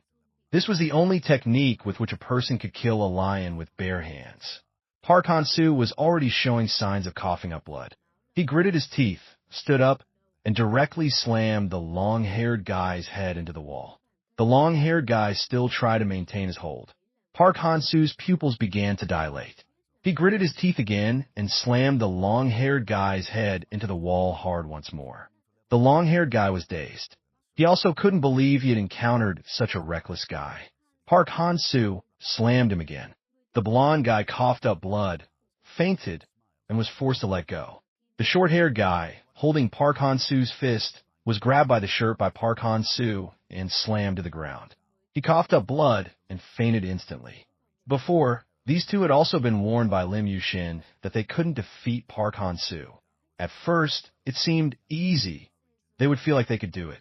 But the more they fought, the more they realized the game was incredibly difficult. But even knowing they couldn't win, they had to fight together. Their job was only one: to focus on depleting Park Han-soo's stamina until he was exhausted. Park Han-soo continued to the next floor. The person greeting him was another elite troop member. Cho Seo Han and Kim Dong-han rode their warhorse, flying down the road. Even if she went full speed, it would take at least an hour to get there. Cho Seo Han turned into an alley. A group of people was already waiting there. That group had just finished dealing with those who had hacked the mobile phones. The whole group got on their bikes, revved their engines, and took off. Kim Dong-han's heart was burning like fire. He prayed for Park Han-soo to hold on. At this moment, Park Han-soo was fighting an elite troop member of Nexus. This guy was no pushover either. He was currently gaining the upper hand against Park Han-soo. Before, Lim Yusin had instructed him to fight while maintaining distance from Park Han-soo, dragging it out as long as possible. The black-haired guy, though unwilling, still had to follow. Lim Yusin had also warned him that even if he was confident he could defeat Park Han-soo, he shouldn't try. Currently, Park Han-soo was continuously taking punches from the black-haired guy. He couldn't even dodge. Most martial arts have pre-attack movements, but the black-haired guy's technique was different. He moved his fist first, and his waist and legs followed. Park Han-soo was someone who used pre-movements. He didn't even realize the black-haired guy was preparing to attack, and his fist had already reached his face. In other words, the black-haired guy's fist felt like a bullet. The black-haired guy thought of Lim Yusin's warning. He clicked his tongue contemptuously, thinking Park Han-soo was nothing. He swung his leg, kicking him in the stomach. Park Han-soo also raised his leg to counterattack, but the black-haired guy dodged. He became even more pleased. The black-haired guy slammed his back against the wall. He realized Park Han-soo's strategy was to corner him here to prevent him from moving. Park Han-soo swung his fist to punch him. The black-haired guy ducked, dodged, and gave Park Han-soo a punch to the stomach in return. Park Han-soo was pushed far back. He regained his balance and then charged forward again. The black-haired guy timed it perfectly as Park Han-soo charged and punched him in the stomach again, sending him flying again. The black-haired guy's previous blow was his famous 1-inch punch. Park Han-soo still showed no expression. He continued to charge. The black-haired guy also clicked his tongue. He didn't expect Park Han-soo to take 2 hits like that and still dare to charge. Annoyed, he punched him repeatedly in the stomach. Park Han-soo endured. This time, he wasn't sent flying far away. He had turned the tables. He grabbed the other guy's wrist and then punched him in the face. On the rooftop, Lim Yusin received news that the elite troops on the second floor had fallen. He pondered thoughtfully. It ended faster than he predicted. Those useless fools didn't listen to his warning and messed everything up. If they couldn't hold out longer, it would cause some losses. With Park Han-soo's current condition, if he fought the third and fourth floors now, he would probably encounter trouble. While comforting himself, Lim Yusin received news that the third floor had also been taken down by Park Han-soo. He widened his eyes in amazement. Impossible. Wasn't the guy on the second floor strong enough to exhaust Park Han-soo? How did he take down the third floor so quickly? And not surprisingly, the fourth floor had also been taken down. Bay Moonhyang, standing aside, listening to the news, chuckled like a madman. Park Han-soo was winning, but his mood was very good because seeing Lim Yusin's bad expression made his mood good too. Lim Yusin, being taunted, gritted his teeth, veins popping all over, furious. He told Bay Moonhyang to use his brain. If this continued, Park Han-soo would get here soon. However, Bay Moonhyang didn't care about that. It was just that Nexus's people were all useless. He told Lim Yusin to sit there, wash his two eyes, and watch him kill Park Han-soo. While the two youngsters were arguing, a subordinate rushed up to announce that Park Han-soo was about to arrive. Park Han-soo walked up the stairs step by step. He broke the necks of guys one by one, and then arrogantly walked straight to the rooftop. Bay Moonhyang's group was already waiting there. He covered his face, sat with his legs spread, acting mysterious. Park Han-soo asked where Kim Dong-han was. Bay Moonhyang chuckled mockingly, calling him stupid. Kim Dong-han was never here from the beginning. I tricked you from the start. Suddenly, a net was thrown out. Park Han-soo immediately fell into the net. Bay Moonhyang's underlings rushed forward, hitting him with rods. Park Han-soo screamed. Suddenly, Bay Moonhyang startled and looked down. A group of people on motorcycles was approaching. Kim Dong-han's and Cho Seo Han's group had arrived. Cho Seo Han rode her bike, leading the way. She revved the engine and did a wheelie. Kim Dong-han jumped off the motorcycle and kicked the leader of the gangsters gathered in the courtyard in the mouth. Insu also rode his motorcycle into the group of gangsters. He told Kim Dong-han to go to Park Han-soo. He would take care of things here. Bay Moonhyang, standing on the rooftop, looked down, furious, unable to breathe. The people on motorcycles rode straight into the group of gangsters, clearing a path for Kim Dong-han. Those gangsters recognized the people on motorcycles. They were the ones from Inchan who had been beaten by Park Han-soo before. Lim Yusin also recognized Insu. Kim Dong-han raised his leg to attack Lim Yusin. Lim Yusin blocked with one hand. He said he had no business with Kim Dong-han, telling him to go save Park Han-soo. He was here to catch the traitor, Insu. Insu took off his outer jacket, telling Kim Dong-han to go. He would take care of things here. Lim Yusin and Insu rushed at each other and fought. Bay Moonhyang was also furious because Insu had betrayed him. He turned back and ordered his subordinates to deal with Park Han-soo quickly. They hit him black and blue with iron rods. Bay Moonhyang, seeing his subordinates' attacks weren't doing much, snatched a rod and did it himself. He stood before Park Han-soo and hit him on the head. Park Han-soo was just waiting for that to tear the net and rush out. He still got hit by Bay Moonhyang's rod, but he also managed to punch him once. Bay Moonhyang's subordinates scrambled to hold him. Bay Moonhyang, hit hard, was dazed. He pulled a screwdriver from his person, intending to stab Park Han-soo. However, before he could do it, Kim Dong-han jumped out from somewhere and kicked him in the face. Park Han-soo also broke free from the encirclement of the subordinates. Bay Moonhyang was kicked so hard he coughed up blood and broke a tooth. He was furious, red-eyed, and cursing. He tied a rope around his wrist, then charged, grabbed Kim Dong-han, and pushed him, both of them falling off the rooftop. Kim Dong-han grabbed Bay Moonhyang's leg to keep from falling. Bay Moonhyang relentlessly stomped on his head to make him let go. Kim Dong-han bent his leg, pushed hard against the wall for momentum, and then crashed into the wall. Bay Moonhyang's face hit the wall. while Kim Dong-han broke through the glass window and burst into the room. The rope tied to Bay Moonhyang was gradually pulled up. Park Han-soo was the one pulling him. Now it was time for him to settle the score with him. Bay Moonhyang was terrified. He tried to pull the rope to avoid getting closer to Park Han-soo. Park Han-soo yanked the rope hard. Bay Moonhyang flew up and fell straight towards him. Park Han-soo swung his fist and punched him straight in the face. Bay Moonhyang was sent flying and then pulled back by Park Han-soo with the rope. Park Han-soo punched him repeatedly in the face. Kim Dong-han came up from below to the rooftop. He told Park Han-soo to wait a bit, as if to let him punch too. Park Han-soo let go of the rope, saying he would only let Kim Dong-han hit him for 5 minutes. Kim Dong-han approached Bay Moonhyang, telling him to stand up. They would fight. Bay Moonhyang gritted his teeth. Even though blood was streaming down, he still stood up to fight. He swung his fist at Kim Dong-han, relentlessly expressing his resentment for not being the main character. He punched Kim Dong-han repeatedly, but Kim Dong-han raised his arm to block. Kim Dong-han swung his arm to counterattack.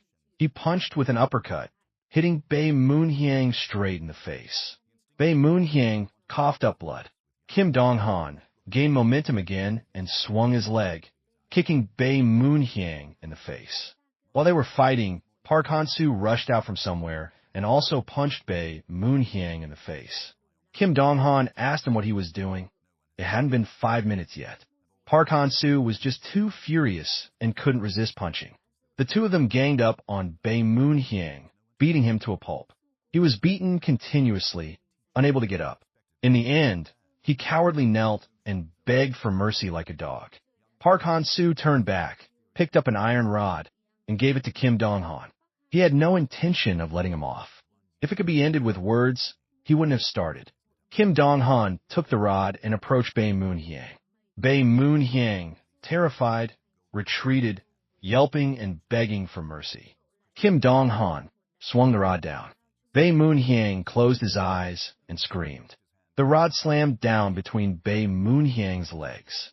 He hadn't even been hit yet, but was so scared he peed his pants.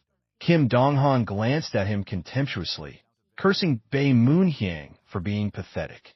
He didn't want to become a scumbag like him, so he wouldn't do that dirty trick. Kim Dong-han turned away, but Park Han-soo picked up the rod and hit Bay Moonhyang straight on the leg. Bay Moonhyang screamed like a pig being slaughtered. Those fighting below also noticed Bay Moonhyang hanging like a dog from the rooftop, tears falling. Lim Yusin knew the game was over. He and his subordinates raised their hands in surrender, scheduling a solo match for another day. Insu also gritted his teeth and told his underlings to disperse. Park Han-soo and Kim Dong-han stood on the rooftop looking down. The sky was gradually brightening. Kim Dong-han asked who would be next after Bay Moonhyang. Park Han-soo, without hesitation, answered Kim Cho-seo. Bay Moonhyang joined the Disabled Association, having to lie in a hospital, gazing at the sky, the land, the clouds. Park Han-soo continued his journey of soloing hundreds of guys. Today, he had just smashed another group of gangsters at Do Bong Sen High School, leaving them unable to lift their heads. News of Park Han-soo spread far again. Cho Seo Han leisurely crossed her legs at home, watching the news. Insu and Kim Dong-han on the other side were also working very hard. She turned to Ozunu and saw him still engrossed in his computer, thinking. He was looking for something. Suddenly, he slammed the table and yelled, startling Cho Seo Han. She asked him what he was talking about. Ozunu said he had discovered what Kim Cho-seo was plotting. The Pocket app, just 3 hours after its launch, topped the App Store charts. Even now, after a week, connections were still maintained, and because of that, the stock price of the company that released Pocket had soared 6-fold. All of this was done by Nexus. News about the Pocket app and Kim Cho-seo flooded the newspapers. Kim Cho-seo and his subordinates were discussing in a luxurious high-rise building. They had also received news that Park Han-soo's gang was attacking schools related to Nexus. Rumors were spreading that Nexus was avoiding a direct confrontation with Park Han-soo because they were afraid. If this continued, it would become even harder to control the young thugs. Lim Yusin told Kim Cho Seo to make a decision. Kim Cho Seo looked at his hands, thought for a moment, and then asked the man Ryan next to him how much time they had left. Ryan replied that it was 1 week. Their plan would be completed in another week. Kim Cho Seo made a decision, asking Lim Yusin to avoid direct conflict for another week. After that, Kim Cho Seo himself would deal with this matter. Their empire was big enough to withstand such petty jokes. Just a little more patience, and they would have 100 billion won in their hands. Park Han-soo's group, after finishing their work, returned to headquarters. Cho Seo Han assigned Insu and Park Han-soo to deal with the schools she had just mentioned. As for Kim Dong-han, she was silent for a moment and then sent him to deal with Choi Baekhyun of Dong-ik High School. That guy is nothing special, just a guy who has learned some MMA. After assigning the tasks, Choi Seo Han shooed them away, saying, "See you tomorrow afternoon." Kim Dong-han felt something was strange about Choi Seo Han, so he went to where she parked her car to inquire. There's definitely something at Dong-ik High. Choi Seo Han didn't hide it anymore. She took off her helmet, threw it to him, and told him to get on the bike for a ride to clear his head. The two went to the beach and sat on a stone bench, talking.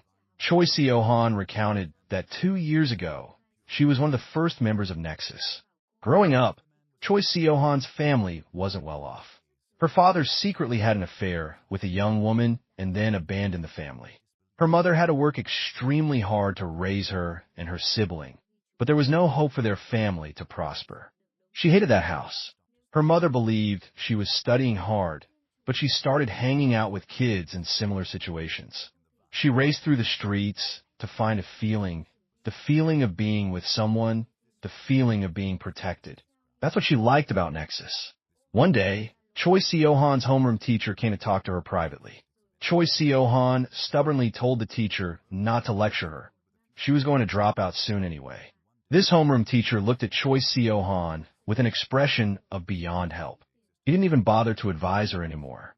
He asked her why she hadn't dropped out yet and why she had been studying lately. He had looked at Choi Seo Han's grades. Her math score was 80. If she wanted, she could definitely be number 1. Choi Seo Han, flustered, lowered her head. She tried to argue that she was just lucky guessing, that she hadn't studied anything at all. The teacher pulled a backpack from his shoulder, pushed it towards Choi Seo Han, and told her if she wanted to study, then study. Don't be so half-hearted. Other students, even if they study, might not even get 80. The backpack the homeroom teacher gave Choi Seo Han was a pile of books with notes already written. He said he happened to pick them up on the street. If she didn't need them, she could throw them away. The homeroom teacher was worried about Choi Seo Han's life, even though he couldn't be responsible for it. He told her just come to school until she dropped out and not to cause any more trouble. Choi Seo Han silently lowered her head, clutching the backpack tightly. She went to the Nexus group and sat sullenly in a corner. On the other side, they were bullying a male student and confiscating his money. The two bullied male students trembled, kneeling and apologizing for collecting so little money, begging for mercy. How could that gangster be so kind? He laughed maniacally, unzipped his pants, and directly peed on the two male students. Choi Seo Han couldn't take it anymore. She picked up her helmet and stood up. She threw the helmet straight at the gangster's head, loudly cursing him for being crazy enough to bully middle schoolers. The guy who just got hit in the head with the helmet stood up. His head was bleeding. Choi Seo Han. Another guy grabbed her hair and then punched her in the face. They had no concept of cherishing beauty, punching Choi Seo Han until she coughed up blood, relentlessly uttering insults. Choi Seo Han gritted her teeth, cursing silently, unable to do anything. Suddenly, someone with a club rushed over and fought the gangsters. That young man was punched by them, but still stood up. He picked up Choi Seo Han's helmet. Only then did she realize that young man was her younger brother, Baekhyun. The gangsters rushed forward to attack him, but Baekhyun had grabbed one by the collar. He slammed him to the ground and hit him on the head with the helmet. When the other gangster showed no signs of moving, Baekhyun stood up. Choi Baekhyun was Choi Seo Han's younger brother. Unlike her, he wasn't a naive fool. He had always been a filial and obedient son. Before, he was also tormented like a dog by gangsters. His family abandoned him. At school, he couldn't live a normal life. He had no one by his side. Therefore, he was forced to become stronger. A single battle made him famous. Rumors of Choi Baekhyun soloing 4 gangsters and winning spread throughout the school. Friends around him chattered, with some unkind words about both him and his sister.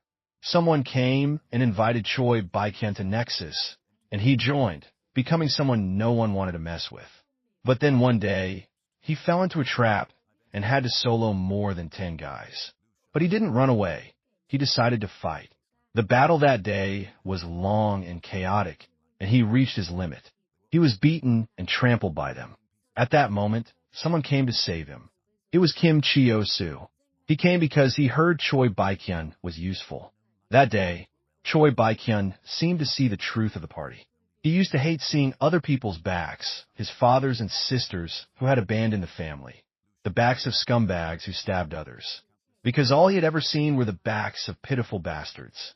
But that day was the first time he felt a difference. Watching Kim Seo fight, Choi Baekhyun promised himself that he would follow him. Choi Seo Han asked him why he joined Nexus. He didn't answer. Kim Seo had ordered him to manage this branch. He only did what Kim Seo wanted. Choi Baekhyun warned Choi Seo Han not to get in his beloved Kim Seo's way. Otherwise, he wouldn't even show respect to family. And so, Choi Baekhyun became the branch manager. He intimidated anyone who opposed him, ruthlessly, without any scruples. Choi Seo Han, witnessing this scene, could only remain silent, helpless. After that, Choi Baekhyun started causing trouble with the teachers, cunningly and cruelly. He didn't even spare those close to the teachers. Gradually, they all resigned. And for those teachers who chose to fight to the end, for example, Choi Seo Han's homeroom teacher, he was determined to stay and protect the children. That went beyond the limits they allowed, so he was seriously injured. He was taken to the hospital. Though injured, he still comforted Choi Seo Han. "Don't cry, it's just a few wounds." He asked about the condition of the other bullied students. Choi Seo Han regretted ever being a member of Nexus. From that day on, she decided she would take responsibility for overthrowing Nexus. Choi Seo Han told Kim Dong-han the whole story in one go. As the ancients say, mountains and rivers are easy to change, but a person's nature is hard to alter. I know my younger brother very well, so I told Kim Dong-han not to hesitate if he had to kill him. The next day, Park Han-soo was actively plowing at Bong Cheon High School. The mission was quickly completed. On the other side, Nam In-soo also finished things at Ho Ryong High School. The remaining person was Kim Dong-han. Because the location was quite far, he only arrived now. Kim Dong-han pushed open the door, but no one was there. Choi Seo Han was driving smoothly on the road when suddenly a disheveled girl jumped out into the middle of the road, crying and begging for help. Choi Seo Han stopped her car, took off her helmet, and asked about the situation. The woman who had just cried for help smirked. I thought Choi Seo Han was very smart. Turns out she's a fool. Choi Seo Han was surrounded by a group of gangsters. One patted her shoulder, telling her if she didn't want trouble, to quietly follow them. Choi Seo Han grabbed her helmet and slammed it straight onto the head of the guy who had just touched her shoulder. The other woman grabbed her hair and pulled it back. Choi Seo Han elbowed her in the face. Suddenly, someone with an iron rod hit Choi Seo Han on the back of the neck, knocking her unconscious. Choi Seo Han was locked in a room. She relentlessly banged on the door, cursing. She knew damn well this was her scumbag younger brother's trick. He was using this method to hold her back. Choi Baekhyun returned from outside. He asked his subordinate how long she had been locked up. The subordinate replied, 1 or 2 hours. Choi Baekhyun sneered. He kicked the door hard, telling Choi Seo Han to listen clearly. I won't say it again. From now on, there are only 5 days left. He told Choi Seo Han to behave herself during that time. He would ensure her safety. If you make any more noise, I'll consider this action as getting in my beloved Kim Seo's way. If that's the case, I'll make sure Choi Seo Han doesn't return home intact. Choi Seo Han smirked delightedly. She threw her phone on the ground and then flopped onto the bed. She agreed to Choi Baekhyun's proposal. On the other side, Kim Cheo-soo had also received news that Choi Seo Han had been captured. They knew that the people in Park Han-soo's group lived for friendship, so capturing Choi Seo Han would buy them a little more time. Kim Cheo-soo was satisfied. Just a little more effort, because today is the last day. They had sent a message to Oh Jun-woo's group along with a picture of Choi Seo Han, demanding they do nothing. Park Han-soo's group sat sullenly in Oh Jun-woo's room. He told them they needed to be a little careful because Choi Seo Han was in their hands. But if we just let it be, sooner or later Kim Cheo-soo will become a tycoon. At that point, even I won't be able to do anything to him. Even if it's dangerous, we still have to continue to destroy Nexus. Nam Insu interrupted, asking if manipulating Kim Cheo-soo's stock price not only wouldn't solve Nexus, but would also push their stock price up a lot. Doesn't that mean we've failed? Oh Jun-woo smiled. We've lost. It can be considered that way. But there's one thing. Since we started this, we've often made things troublesome and chaotic. And in those times, we always won. Oh Jun-woo was still extremely confident. We could still turn the tables. As Nam In-soo said, Nexus's stock price has increased eightfold because we meddled with their stock price manipulation. However, Nexus is still trying to buy time. That means before the game ends, we still have a chance. This is also Kim Cheo-soo's last chance. Short selling. Simply put, it's borrowing stocks.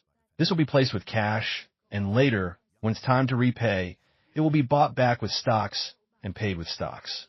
Usually, the borrower will bet on the stock price falling compared to when they borrowed. If the stock price falls when it's time to repay, it will be beneficial for the borrower. At that time, Kim Cheo-soo will definitely crash the stocks he has mobilized by short selling them again until he reaches maximum profit. According to the information received, the remaining repayment time for Nexus's debt is 5 days. Kim Cheo-soo will need Nexus's influence to lower the stock price. We need to stop them from doing that. Kim Dong-han asked, what about Choi Seo Han? Oh Jun-woo said, of course, we have to save her. The GPS tracking has ended.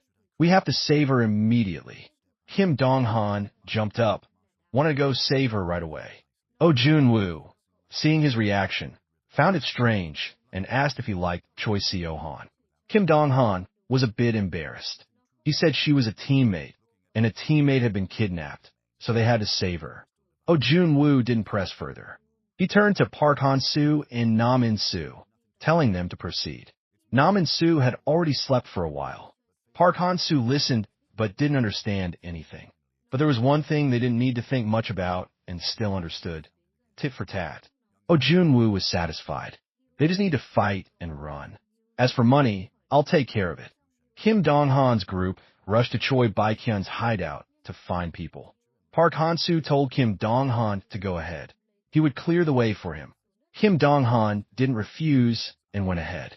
The subordinate reported to Choi Baekhyun that Park Han-soo's group had arrived. He was also surprised. How did you know this place? Choi Seo Han shouted from inside. She cursed Choi Baekhyun for being a pig brain. Didn't you think I still had a tracking device on me? Choi Baekhyun opened the room door. He looked at Choi Seo Han with a not-so-good expression, threatening to send her to meet her ancestors. Kim Dong-han rushed up to the second floor and saw Choi Seo Han had been taken hostage by Choi Baekhyun. He held a box cutter to her throat, threatening Kim Dong-han not to come closer, or he would stab her. Choi Baekhyun raised the box cutter, demanding Kim Dong-han get lost.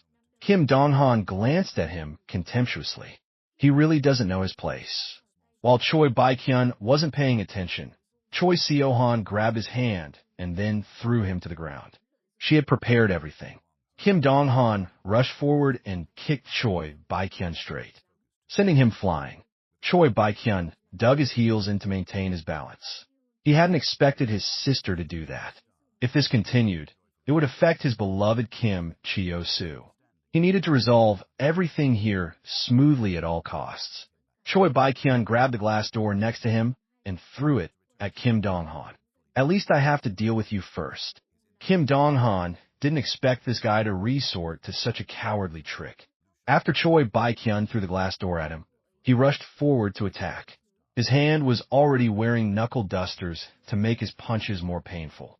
He swung his fist at Kim Dong-han. Kim Dong-han leaned to the side, dodging Choi Baekhyun's fist, which repeatedly hit the wall. Kim Dong-han raised his leg and kicked Choi Baekhyun's arm, causing his fist to swing out. He cursed Choi Baekhyun for being stupid, being used by a scumbag, and not knowing it. Choi Baekhyun, hearing people insult his beloved Kim Cho Seo, was furious. His motivation doubled. He clenched his fists and continued to attack. Kim Dong-han, seeing this guy was seriously crazy and that verbal advice wouldn't work, had no choice but to fight. Kim Dong-han beat Baekhyun black and blue. He was thrown against the wall, but still gritted his teeth and stood up. Kim Dong-han, hands in his pockets, slowly approached him, truly blinded by a CU, being used by some random guy, kidnapping his own sister, and even imprisoning her to buy time. Truly beyond saving. Choi Baekhyun couldn't stand people insulting his idol. He continued to charge without thinking and was kicked in the face by Kim Dong-han again. For Choi Baekhyun, his Kim Cho Seo was like a light saving him from dark times. He was like the light of the party, dazzlingly shining through Choi Baekhyun's heart. He knew it wasn't the right path, but he didn't care because Choi Baekhyun had decided to follow his beloved Kim Cho Seo. Though it was a bit unusual and sometimes tiring, his previously all-black life was illuminated for the first time by that man. So he swore to do everything for Kim Cho Seo. Choi Baekhyun was beaten to a pulp by Kim Dong-han, but still didn't give up. He still continued to stand up and charge. Kim Dong-han beat him black and blue again. Choi Baekhyun stubbornly grabbed his pants and was punched and kicked by Kim Dong-han again. Cho Seo Han gritted her teeth. She remembered Choi Baekhyun's past and couldn't bear it. Choi Baekhyun still continued to stand up. Kim Dong-han was about to hit him again when Cho Seo Han patted his shoulder, stopping him. She stepped forward and slapped Choi Baekhyun across the face. Tears streamed down. She told him to stop. Choi Seo Han tried to make her brother understand. Because of Nexus, someone almost had to live disabled for the rest of their life. Someone fell into bankruptcy. Someone had to witness their friends die right before their eyes, unable to do anything. Choi Seo Han told her brother to stop. Kim Cho Seo is just using you and then will discard you. She apologized to Choi Baekhyun for abandoning him. Choi Baekhyun gritted his teeth in resentment. He didn't want to listen. Kim Dong-han couldn't listen anymore either. He also stepped forward and told Choi Baekhyun to stop. A guy who never gives up no matter how many times he's beaten. So why give up on your own life? Kim Dong-han reached out his hand towards Choi Baekhyun, telling him to stop. It wasn't too late. Choi Baekhyun remembered his shameful, cowardly past. He grabbed Kim Dong-han's hand and then pulled him towards him, punching him straight in the face.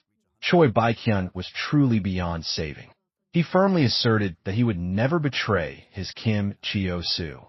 He considered what Choi Seo Han and Kim Dong-han had just said as just trying to sow discord between him and his brother. Choi Baekhyun pushed past the two, broke the window, and jumped out. Kim Dong-han wiped the blood from the corner of his mouth. He had to admit that Choi Baekhyun guy was stubborn, but not beyond saving. He was just lost. Compared to him, he was much stronger. He did it because he didn't want to be abandoned by Kim Cho Seo. On Kim Cho Seo's side, they were focusing on stocks. Their performance today was down 20%. Including yesterday, the total was down 32%. Kim Cho Seo, satisfied, waved his hand, telling everyone to rest. That's it for today. Suddenly, someone yelled that the stock price was rising by 6%. Purchases suddenly surged like storm. There was definitely another force meddling. Short selling is when you bet on the stock price falling. But conversely, if the stock price rises, everything will fall apart. Thinking with his knees, he knew the one meddling was Ozunu. Kim Cho Seo's side was in chaos. The stock continued to rise another 6%. Someone had taken advantage of this to bring Nexus to the media. Even now, negative articles were still flooding in. The stock price had risen to positive 18%, and the market had closed. A huge volume of stocks was sold, and the stock price rose, but now Kim Cho Seo's group couldn't exert any more influence. His face was now contorted and as black as the bottom of a pot. Choi Baekhyun burst in from outside. Despite his subordinates trying to hold him back, he still loudly demanded to see his Kim Cho Seo. He didn't look at the situation and stormed in, demanding more reinforcements to deal with the matter. Kim Cho Seo signaled his subordinates to release Choi Baekhyun. Before he could rejoice, Kim Cho Seo punched him, making him cough up blood. He then punched Baekhyun several more times. Kim Cho Seo asked why he didn't fight to the death for him. If you died, maybe it would have bought me some time. Then Kim Cho Seo looked at Choi Baekhyun with contempt, calling him useless. He turned to Lim Yusin and told him to gather all the branches. He would personally go in a battle and end this ill-fated relationship. The next day, Kim Cho Seo's group hadn't slept all night. The situation still hadn't improved. News about Nexus being a trash game company had flooded the newspapers. Stocks were still continuously rising. Ozunu couldn't stop smiling. Let's see what that Kim Cho Seo can do now. Kim Cho Seo gathered all the branch leaders and elite troops. He gave another inspiring speech.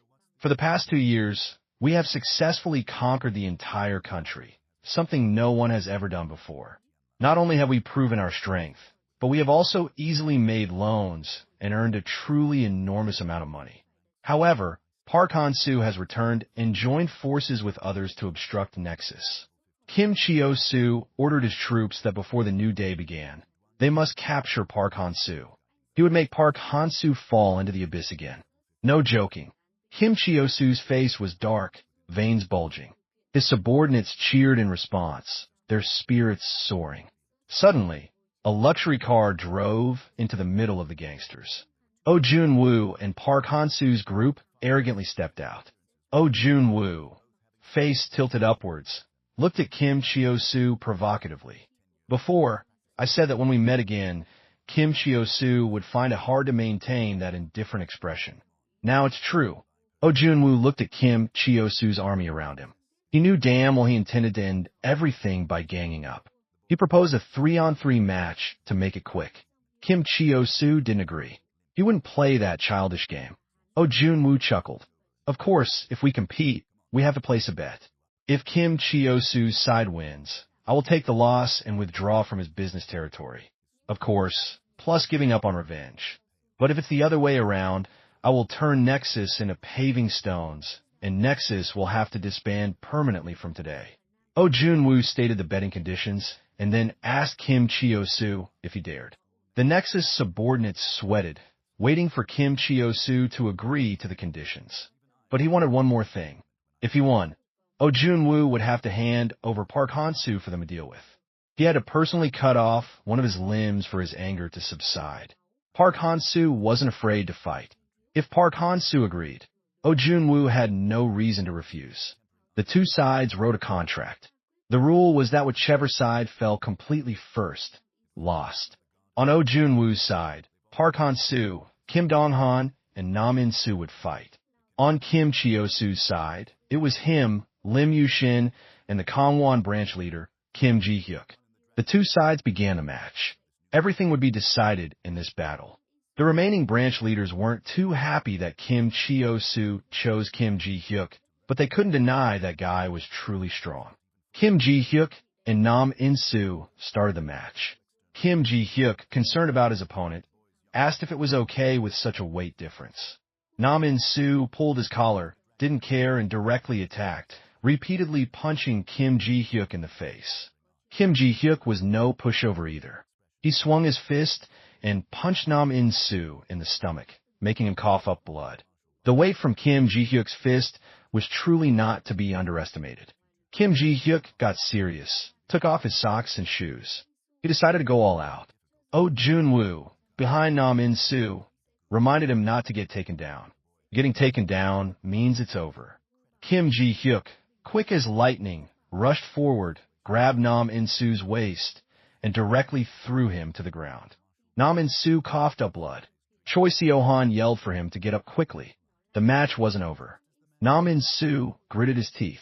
Kim Ji-hyuk still didn't stop. He picked Nam In-soo up from the ground, flipped him over, and slammed his head straight onto the ground. Nam Insu was beaten, unable to get up. Before, Ojunwoo had reminded him that his probability of winning was at most 5%. The Gangwon region was known as a place of hotheads. Kim Ji-hyuk was the only son, the third generation in a family considered to have a three-generation tradition of unparalleled strength. How strong was that guy? According to rumors, he once uprooted an ancient tree in the village with his bare hands. He not only had skills, but also a muscular physique. To put it bluntly, he was extremely strong. Nam In-soo was unwilling. Even if there was only a 1% chance, he would never give up. He would definitely fight to the end. Oh Jun-woo told Nam In-soo to calm down. I didn't say Nam In-soo would definitely lose. I still said it was a 5% probability. Use your brain a little. Why can humans control cows? Because people have ways to catch them. Nam In-soo struggled for a while and finally escaped from Kim Ji-hyuk. He slowly stood up. His appearance now was truly pathetic. In fact, after experiencing a few basic moves, Nam In-soo understood why he had lost. If he got caught one more time, everything would truly be over. Nam In-soo gritted his teeth and got into a stance. Kim Ji-hyuk charged forward again. Oh Jun-woo wasn't worried at all. The way for humans to control a cow is its vision. Nam In-soo swung his hand, hitting Kim Ji-hyuk's eye. He swung his hand to hit, but missed. As soon as the mad cow charged at the bullfighter, immediately covering its vision was enough. Nam In-soo did exactly as the theory said. Immediately after, he used outboxing combined with continuous punches at Kim Ji-hyuk. Kim Ji-hyuk raised his arm to block the continuous punches. Those punches didn't affect him much. He was even thinking he had the upper hand. Nam In-soo seized the opportunity, used inboxing, and punched with an uppercut. Kim Ji-hyuk flew far away. He used his leg to dig into the ground to maintain his balance, and then charged forward again. Lim Yusin, standing outside, yelled, reminding Kim Ji-hyuk to dodge quickly. However, it was too late. Kim Ji-hyuk charged straight into Nam In-soo's fist. He coughed up blood. Kim Ji-hyuk took the full force of that blow, but still hadn't fallen. He covered his face and then continued to fight. Nam In-soo, while he hadn't recovered, charged forward again to attack. Kim Ji-hyuk swung his fist, but Nam In-soo ducked and dodged. He punched him straight in the face again. Kim Ji-hyuk, in pain, cursed. He wouldn't let himself be hit by the same move 3 times. Nam In-soo used one hand to obscure Kim Ji-hyuk's vision. With the other hand, he punched him straight in the face. Kim Ji-hyuk was continuously hit. However, the accumulated damage still wasn't enough to take him down. The longer it dragged on, the more advantageous it would be for Kim Ji-hyuk. Even if the Inchan's side hit him many times, Kim Ji-hyuk's fist was still overwhelmingly stronger. Lim Yusin thought so. However, something was wrong. Oh Jun-woo would never not know this. He looked at Oh Jun-woo and saw him covering his mouth and smiling.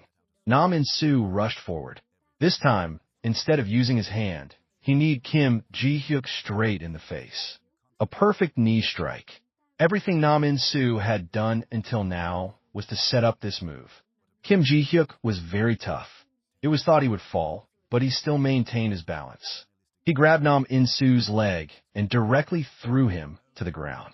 Park Han-soo's group was terrified. Kim Ji-hyuk crazily punched Nam In-soo. Nam In-soo grabbed a handful of sand from the ground and threw it in Kim Ji-hyuk's face. Finally, he stopped punching. Nam In-soo stood up again, blood streaming down. His eyes had completely changed. He rushed forward and tore a chunk of flesh from Kim Ji-hyuk's face. Both of them simultaneously swung their fists and punched each other in the face. The other members of Nexus also gaped. Nam In-soo's eyes were strange. Now, his fighting style had also changed. He was no different from a wild, crazed beast, because Nam In-soo had pushed his body beyond its limits. Now, in terms of rationality, he was no longer in that state. His current state was entirely controlled and dominated by instinct, the true survival instinct of a beast. Kim Ji-hyuk was the one directly fighting Nam In-soo. He also had a bad feeling. If this continued, he would be in danger. Kim Ji-hyuk decided to risk it all. He dug his heels in, gained momentum, and charged, grabbing Nam In-su's waist. Nam In-su also grabbed his hair. Kim Ji-hyuk jumped up and then slammed both their heads onto the ground. Nam In-su, covered in blood, cursed. Damn it, I almost met my ancestors. Now, even standing firm on his feet was torture for Nam In-su. However, Nam In-su's feeling of existence, the one who had won an absolute victory. Kim Ji-hyuk had now proven that their side was overwhelming Nexus. Before Lim Yusin entered the battle, Lim Yusin punched Nam In-su once and then beckoned Kim Dong-han out for a solo. One area can't have two redheads.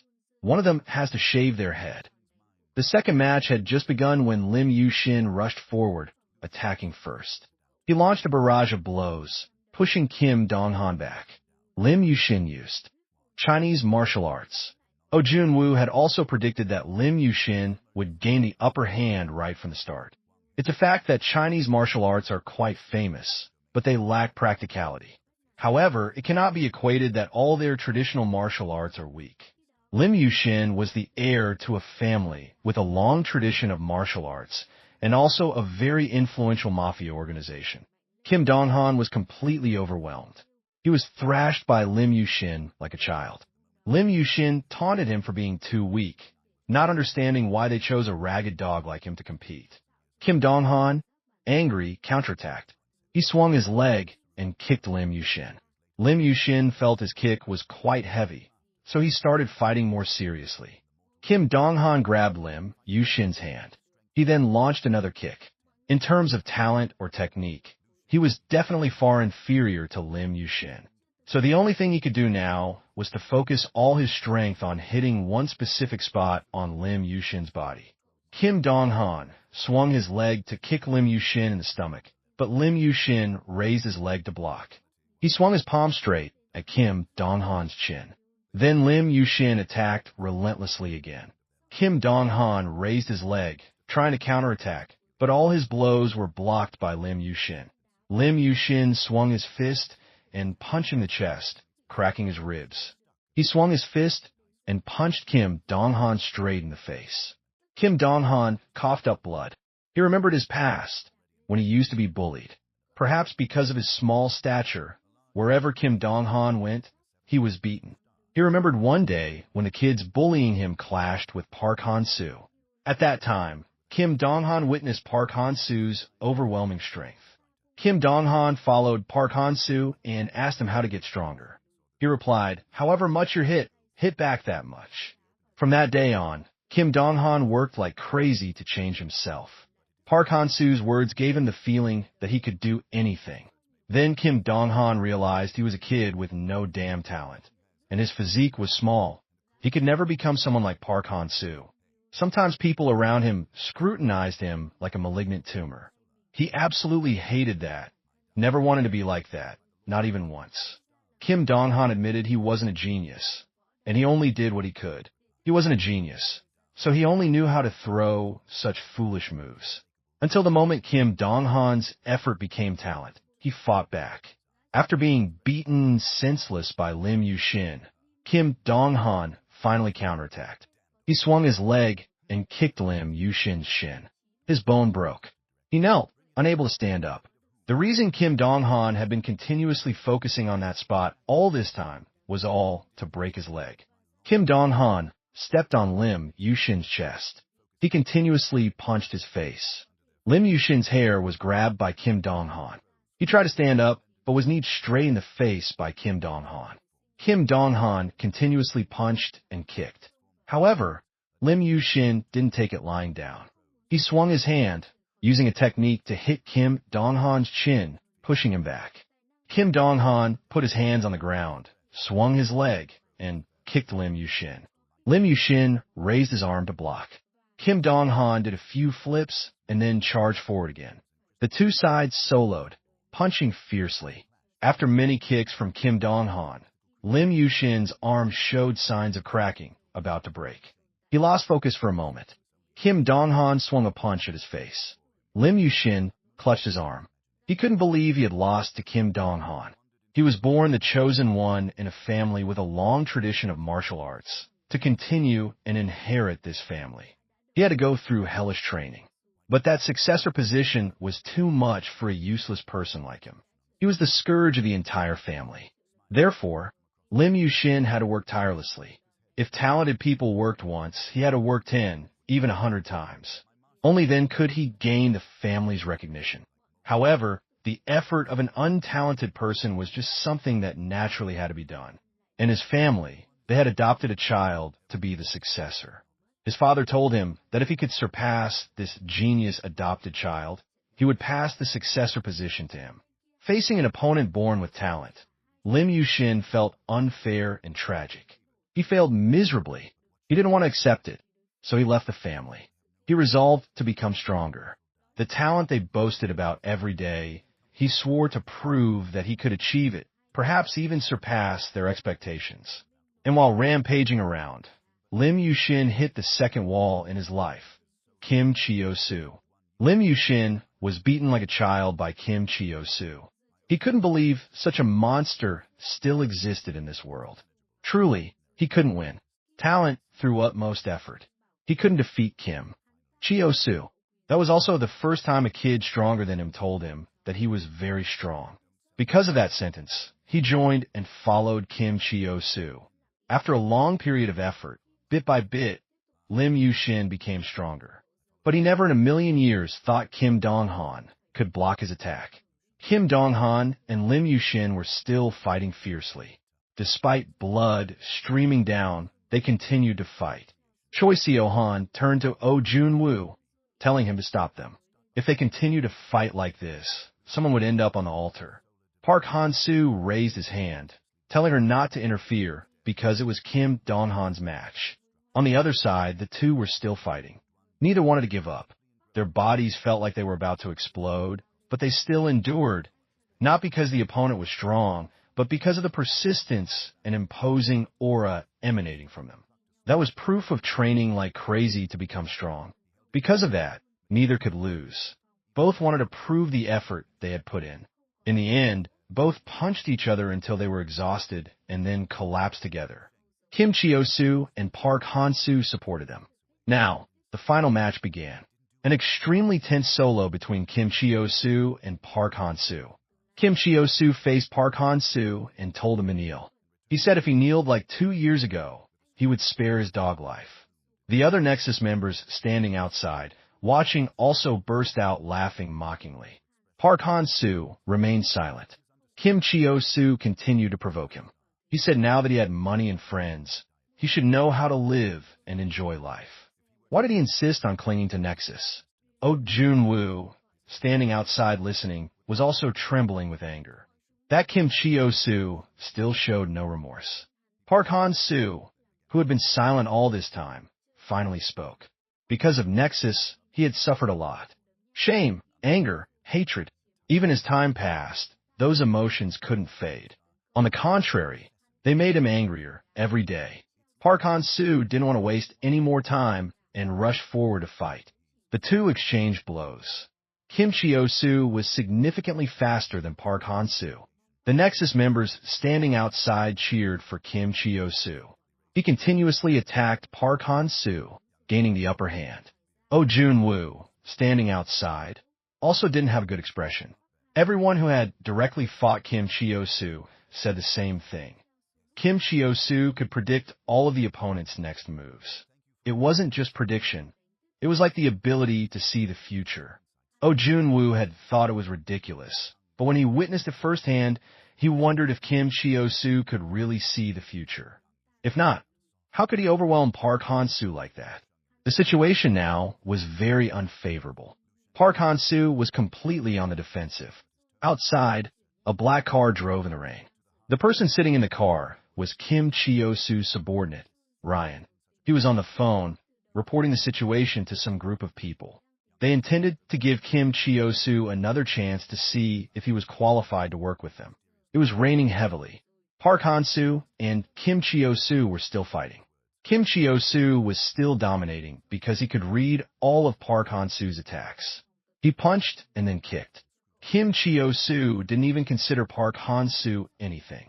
To him, Park Han-soo was just like ordinary trash. Kim Dong-han sat resting outside. He silently prayed for Park Han-soo to win because this battle was everything to them. Park Han-soo roared and then took off his outer jacket. He was only now starting to fight seriously. The atmosphere around Park Han-soo began to change. He gained momentum and rushed forward to attack Kim Cho Seo.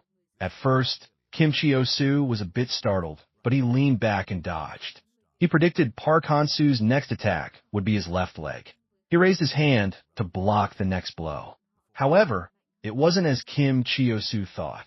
Park Han-soo's kick was too strong, pushing him back. Kim Cho Seo felt things were going wrong. He had clearly seen Park Han-soo's move, but couldn't block it. Park Han-soo could move faster, and perhaps he possessed a kind of strength he couldn't predict. Park Han-soo gradually turned the tables. From the beginning, he had been enduring, just trying to figure out how to defeat Kim Cho Seo without killing him. And now he had changed. Park Han-soo was determined not to let him off. There was a very simple reason. Although Park Han-soo's father owned and operated a gym, he didn't teach him martial arts because his father understood very well that when practicing boxing, sometimes disagreements with others were unavoidable. Sometimes, when one's mind wasn't clear, one could think of dozens of ways to eliminate the opponent one was fighting. That was why Park Han-soo's father didn't teach him martial arts. He was born with a strong body. If he made any mistake, it could make him regret it for the rest of his life, because Park Han-soo was a very special person. What Park Han-soo had shown up to this point, everyone could see. Even if he hadn't learned anything, with his unbelievable ability, he had shown them how much stronger he was through real battles. Park Han-soo was a monster with the ability to self-evolve. However, having come this far, no one dared to confidently say they could teach Park Han-soo anymore. Kim Cho Seo couldn't maintain his dignified expression as before. He was also beaten until he bled. Park Han-soo stared at him, his face full of murderous intent, and told him to guess what his next attack would be and where. No matter what kind of opponent, what kind of battle, for Kim Cho Seo, they were all very easy because he could see all the opponent's next moves. Perhaps that was also why everyone always had to look up to him. He liked those gazes. However, there was still one thing that even Kim Cho Seo himself couldn't overcome: the power of money and absolute power. Occasionally, when he watched the news, he always saw an unshakable truth. No matter how bad and unreasonable people were, as long as there was money, everything would be resolved smoothly. Instead of feeling indignant about it, Kim Cho Seo felt envious and wanted to be among them. Fortunately, at that moment, an opportunity came to him. He created Nexus for the purpose of getting closer to them. If anyone asked him if he felt guilty, the answer was no. In this world, for money and power, people are willing to trample on each other, even kill each other. To get money, power, and stand above others, they will do anything, no matter what method they have to use. Kim Cho Seo had tried like crazy, and just a little more, he was very close to that position. But now, he saw Park Han-soo there, and Kim Cho Seo also didn't understand why he felt happy in this situation. He covered his face and laughed like a madman. His plan had been ruined by Park Han-soo, but he felt happy, though he himself couldn't understand why Park Han-soo acted like that. The atmosphere around Kim Cho Seo also began to change. He rushed forward to counterattack. From now on, he wouldn't just stand there and take hits because he was seeing Park Han-soo's attacks more and more clearly, and also the openings in his defense. Kim Cho Seo swung his leg, kicking Park Han-soo in the chest, and then gave him an uppercut. Kim Cho Seo seemed to be injected with chicken blood, his momentum rising higher and higher. The Nexus members standing outside cheered joyfully. Lim Yusin knew it was too early to celebrate. Park Han-soo and Kim Cho Seo were both fighting with all their minds. It had proven one thing: the opponent was truly very strong. Right now, neither of them had the upper hand. Only when one fell would they know who won and who lost in this match. Park Han-soo and Kim Cho Seo were still fighting crazily. Even though Kim Cho Seo had seen through all his actions, he was still taking a beating. Park Han-soo made him so mad, he wanted to pour all his strength into it. Both poured all their hatred into hitting their opponent. Their battle was like the battle of two wild beasts. While the two were fighting intensely, someone suddenly intervened. Ryan, holding a black umbrella, came and told Kim Cho Seo to stop, not to fight anymore.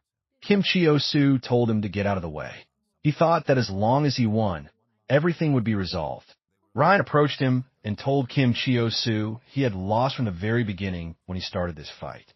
Park Han-soo grabbed Ryan's shoulder and asked who he was. He told him to get lost quickly if he didn't want to die. Kim Cho Seo grabbed Park Han-soo's wrist. He gritted his teeth and said, "Nexus disbands from this moment on." Everyone there was surprised. Ozunu stepped forward and questioned Kim Cho Seo. "How dare you do that? Who allowed you to end it like this on your own?" Ryan, holding his umbrella, sneered. He faced Ozunu and asked, "Aren't you satisfied yet? Nexus has disbanded. The revenge should end too, right?" Ozunu gritted his teeth, furious but unable to do anything. Kim Cho Seo gritted his teeth and said to Ryan, "There won't be a second chance." Ryan paid no attention to Kim Cho Seo's words. He told him to think carefully about what he could do in this situation. Who knows, it might shatter all previous opportunities. With that, Ryan left, leaving Kim Cho Seo standing furiously in the rain. He realized he was wrong, despaired, and knelt before Park Han-soo, admitting defeat. Ojunu's group was all stunned, unable to believe it. Ozunu, furious, told Kim Cho Seo to stand up quickly. He rushed forward, grabbed Kim Cho Seo's collar, and asked him what the hell he was doing. "After all the damn things you've done until today, how can you just say give up and act like nothing happened?" Ozunu scolded Kim Cho Seo relentlessly. He pushed him to the ground and punched him, telling him to continue fighting. "You have to kneel before us, not someone else." However, no matter how much Ozunu hit him, Kim Cho Seo showed no reaction. The atmosphere fell into silence. Everyone was exhausted. Nexus and Kim Cho Seo had given up like that, as if they were trying to appease Park Han-soo's group's anger. However, they didn't want this matter to end so easily. Park Han-soo's group returned to headquarters. Everyone looked dispirited. Ozunu was the same. He knew that Nexus's short selling had another organization backing it. But until now, he couldn't grasp any information about what that organization was doing. This wasn't a glorious victory. Ozunu said he would definitely find out who that organization was, and their battle would have to start again someday. They had returned to their daily lives for so long that they wondered when the battle with Nexus had even taken place. This feeling of boredom and frustration drifted by for a month. At a certain convenience store, a girl urged her friend, a sales clerk, to hurry up and confess to the person he liked. This young salesman had a scruffy appearance, an unshaven face, and wore thick, bottle-bottom glasses. The person he liked was none other than Cho Seo Han, who, right on cue, walked into the convenience store to buy something. The salesman was so nervous, he started sweating profusely. He clutched his face, trying to calm himself. He had studied diligently for this very moment. Cho Seo Han bought the same snack at the same time every day. He'd seen this on NoTube, likely YouTube, before. Cho Seo Han clearly had some interest in him to act this way. When ringing up Cho Seo Han's purchase, he stammered and offered her a kimbap roll, saying it went well with instant noodles and was a gift for her. Cho Seo Han glanced at the kimbap, then at him. The young man saw her looking at him as if he were a stalker. He was flustered, sweat pouring down his face. Cho Seo Han politely accepted it, smiled at him, and said, "Thank you." Just that one smile made the salesman imagine a house and children. He slammed the table, about to say something more, when suddenly a group of motorcycles stopped outside. A burly man aggressively burst in, urging Cho Seo Han to hurry. Cho Seo Han, annoyed, argued back. The two bickered endlessly. The salesman froze on the spot. A series of assumptions flashed through his mind. Was his princess in some kind of difficult situation, like being threatened by thugs? The burly man snatched the kimbap roll from Cho Seo Han and stuffed it into his mouth. He told Cho Seo Han to eat her noodles quickly. Everyone was waiting. After this sequence of actions, the salesman was dead, certain the burly man was a bad guy. Cho Seo Han, annoyed, clicked her tongue. She asked the salesman if there was a back door. The salesman, seizing the chance to be a hero, saving the damsel, pointed to a door in the corner, telling her to open it and go out to find the building's back exit. Choi Seo-yun said thanks and left. The salesman pushed up his glasses, struck a mysterious pose, and wished her safe travels. As Choi Seo-yun left, she wondered if there was something wrong with that salesman. After Choi Seo-yun left, the salesman closed the store and went to find the burly man to pick a fight because he had snatched his kimbap roll. Nam In-sung was eating grilled meat when he heard Choi Seo-yun had been kidnapped and was startled, but someone else stood up and left even faster. Over here, the burly man struck first, punching the salesman in the head. However, the young man was unfazed. He swung his leg, kicking the burly man in the face, causing him to fall. The salesman wasn't what he seemed. He had taken down all of the burly man's group. People often say, who can keep their sanity when in love? And for love, the salesman had done this. The burly man, beaten to the ground, looked at the salesman who was contemplating life, his face dark. He had no idea where this monster had come from. Perhaps he was a recently emerging talent. Nexus had disappeared. Most schools across the country no longer saw any members of that organization.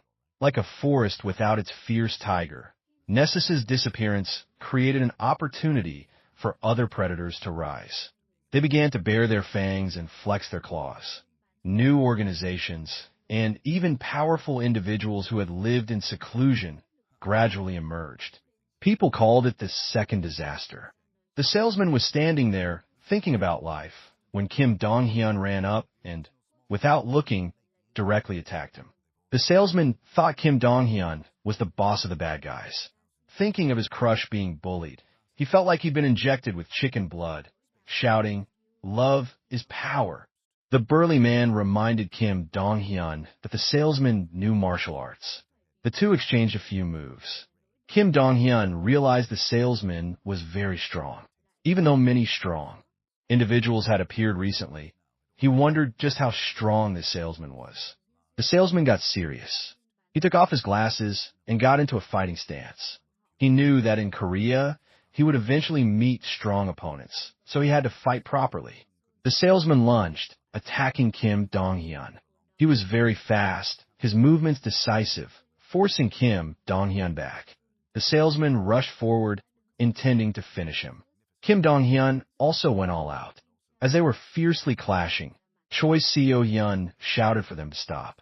After hearing the explanation, the salesman hurriedly bowed his head, apologizing to both for suddenly fighting. Choi Seo-yun sighed in exasperation. She couldn't believe this group. Why couldn't they just open their mouths and talk to each other? Choi Seo-yun turned and slapped the burly man, shouting that she was sure he was the one who caused the misunderstanding by barging into someone's store so aggressively, making people suspicious.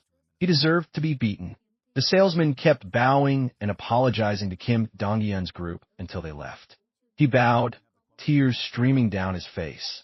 He felt pain, a deep pain, not from being hit earlier, but the pain of separation. He thought he would never see Choi Seo-yun again. He had fallen in love with her. Kim Dong-hyun's group never thought that their connection with that salesman would continue. None of them could have known until then. Oh Young-woo aggressively entered the classroom, waking Park Han-wol. He said he had found those bastards, and it was time to get to work. Everyone gathered in Oh Jung-woo's office again. There was a group backing Nexus. If they could catch that group now, Kim Kyo-soo would also be forced to show himself. It sounded easy, but doing it was another matter entirely. The biggest problem now was money. They needed both strength and money to defeat those behind Kim Kyo-soo, namely Lee Ryan and Lee Dong-go. They were the fourth-generation chaebols of the Seon-san group. Choi Seo-yun was surprised to hear that name. The Seon-san group owned almost everything in the world. Or were they lacking that they had to create Nexus? Just to earn some spare change? What exactly was their goal? Oh Young-woo didn't know yet. But one thing was clear. Nexus's objective wasn't just money. If their opponent was the Seon-san group, it would be very difficult to swallow. Therefore, they needed to prepare thoroughly. Somewhere else, a group of Silver Spoon kids sat discussing plans in a dark, luxurious room. The eldest son, Lee Dongo, declared they would become the pinnacle of this country, literally. They were just doing what their parents had done. One shouldn't have enemies, but unfortunately, Lee Dongo had made the mistake of giving his foolish younger brother, Ryan, a chance, and he had shattered the image their family had built. Despite being a troublemaker, Ryan was still Lee Dongo's younger brother. He bowed his head, apologizing to the other rich kids in the room. The others burst out laughing. A blonde young man and a blonde girl teased the two brothers. No matter what they did, they were destined to be heirs. Ryan stood in the room, veins popping on his forehead from anger, but he still had to endure it. The blonde young man crossed his legs. He commented that Ryan lacked the charisma of a leader. That was why he couldn't stand above the ignorant masses to become great. It would be better to let him do it. The blonde girl, hearing this, disagreed. She wanted to be the one to do it. Lee Dongo, who had been silent in the room, finally spoke. His glasses glinted like Conan's, looking very mysterious. He had known from the beginning that Nexus would eventually fall apart. Now it was time to prepare that thing. Everyone else in the room knew what that thing was. Because they needed to establish their rankings before becoming adults, this was a personal battle. Whoever had money and fists would become the leader, holding everything in their hands. This time, it would be a decisive battle. At the Honey Juvenile Detention Center, Jang Kawun was finally released. As he was let out, other inmates followed, congratulating him. For someone like Jang Kawun to be released, it was truly playing dirty. Jang Kawun flew into a rage, grabbing a prisoner's collar through the iron bars, yanking him up, and repeatedly slamming him against the frame, leaving the prisoner's face covered in blood. Jang Kawun threw the prisoner down, tore off his inmate number from his chest, and walked away. The other inmates cheered, idolizing Jang Kawun like a youth icon. After leaving the gate, he took a deep breath of fresh air. Someone was already waiting for him. It was the blonde girl from the room earlier, the heir to the Cho V Lim company, Lim Sanga. Jang Kawun got into Lim Sanga's car. She asked him to create an organization to replace Nexus. Jang Kawun looked over the documents and asked her why the first target was Park Han-wol. He didn't have any power. Lim Sanga rested her chin on her hand and explained that everyone said Park Han-wol was the second threat. Schools everywhere were becoming more chaotic. Some people wanted to seize the vacant seats in Nexus. This had led to a war between new organizations. Lim Sanga didn't think creating an organization while having to confront other organizations was a good idea. It would be very time-consuming. So, the quickest way to create an organization was to defeat the person who had caused this chaos, the one who had destroyed the barrier called Nexus, Park Han-wol. If someone stronger appeared, they could easily resolve the situation. Lim Sanga snapped her fingers in agreement. She told Jang Kawun that she had already prepared the stage for him. He could do whatever he wanted. She would back Jang Kawun. He agreed, but first, he had something he needed to take care of. In a house in a slum area, a loud argument erupted. Then Lee Donghwa kicked open the door and stormed out. As soon as he stepped out, he ran into Jang Kawun standing outside. Lee Donghwa was also stunned that Jang Kawun was out of prison. He emotionally hugged Jang Kawun. The two found a place to talk. Jang Kawun asked him why he was still here, still feeling guilty towards that family. Lee Donghwa looked down and said he didn't feel guilty, but those words weren't true at all. Jang Kawun pulled a bag from his shoulder and threw it down in front of Lee Donghwa. Inside was a pile of money, implying he should take the money and resolve things, then abandon that broken family. He would become Lee Donghwa's family. Years ago, Lee Donghwa and Jang Kawun had lived together in this squalid, dilapidated area. They were like two stinking rats at the bottom of society, stealing daily just to eat. One day, while running, Lee Donghwa carelessly slipped and fell. Jang Kawun, holding the bag, ran off first. Lee Donghwa was caught. He clasped his hands, begging them to spare him, saying he hadn't taken anything. But how could that man let him go? He relentlessly beat and stomped on him, forcing him to reveal where Jang Kawun was with his bag. Lee Donghwa was beaten half to death. He looked towards where Jang Kawun was hiding, signaling him not to worry. Lee Donghua was beaten and injured in one eye. Jang Kawun was extremely remorseful. He gritted his teeth, tears falling, and promised to become Lee Donghwa's family. He would take responsibility. Their friendship had been that strong and steadfast until now. Jang Kawun still hadn't forgotten. Oh Yun-woo was still hunched over his desk, analyzing information. He thought that besides Lee Donggo and Lee Ryan, there would be many more Chable kids involved. He talked for a while, and seeing Park Han-wol still silent, he looked up and asked what was wrong. Park Han-wol asked him if, in last month's fight, he had continued to fight Kim Ki-ol-soo. Could he have won? Oh Yun-woo asked why he was suddenly asking that. He always won. Park Han-wol sadly said that it was true he always won, but in last month's fight, he wasn't sure he would have won. If Kim Ki-ol-soo had prepared more, he might have lost. Oh Yun-woo took off his glasses and interrupted, telling him not to say such weak things. They needed a more guaranteed method. On Kim Ki-ol-soo's side, he also asked Ryan a similar question. If Ryan hadn't stopped him that day, could he have beaten Park Han-wol? Ryan was asked a difficult question. He adjusted his glasses and said he didn't know much. It depended, but this time they definitely had to win. There were no more chances. Kim Ki-ol-soo's eyes were filled with determination. In an alley, a group of thugs was chased until their pants nearly fell off. They couldn't believe Jang Kawun was here. He should have been doing time in prison. Despite running for their lives, they couldn't escape. Jang Kawun blocked their front, and Lee Donghua blocked their rear. Cornered, with no way out, the thug had no choice but to kneel and apologize to Jang Kawun, begging for forgiveness. Jang Kawun kicked a brick towards the thug, telling him to show him how he would hide like a dog for the rest of his life. The thug decisively picked up the brick and smashed his own hand with it. After finishing the job, Jang Kawun and Lee Donghua returned. Lim Sanga was already waiting for them. She reminded Jang Kawun not to cause trouble before starting the work, not to try to show himself as shallow and uneducated. Are you a human or a pawn that you don't understand after being told so many times? Jang Kawun said he wasn't causing trouble. This was his business, and he had to handle it. Jang Kawun asked Lim Sanga if she didn't have more money. The money she gave him had all been used to take care of the kids. It was hard to live on such a small amount. Lim Sanga smirked, calling Jang Kawun shallow. Her assistant threw 2 more bags of money on the ground. Lim Sanga said she could give Jang Kawun as much money as he wanted, but from now on, he had to completely obey her. And if he acted recklessly without her permission one more time, he'd better watch out. Jang Kawun picked up the money. He cheerfully agreed. Oh Yun-woo was still diligently working at his desk. He had discovered 2 more unusual locations.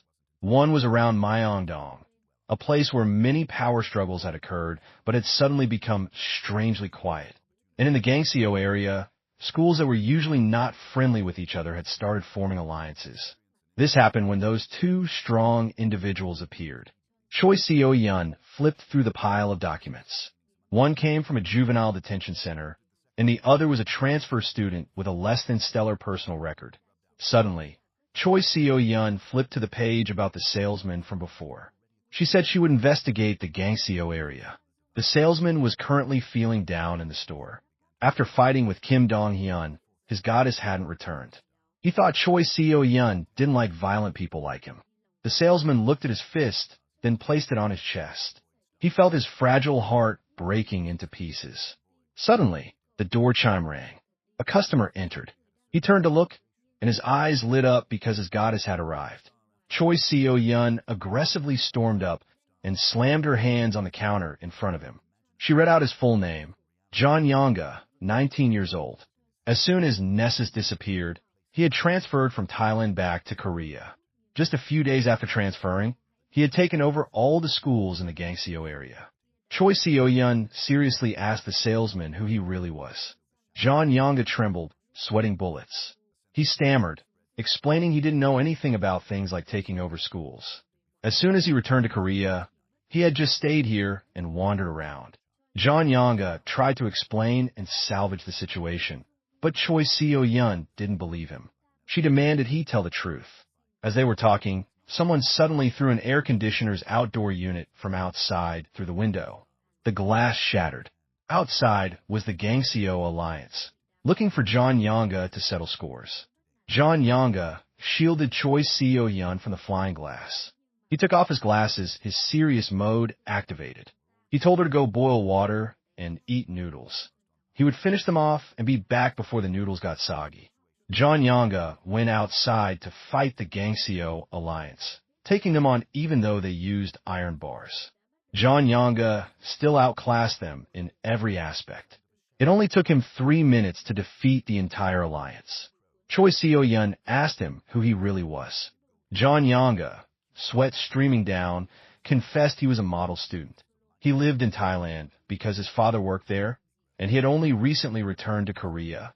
However, not long after returning, he was bullied by students from that school using old-timer, hazing new kid tactics.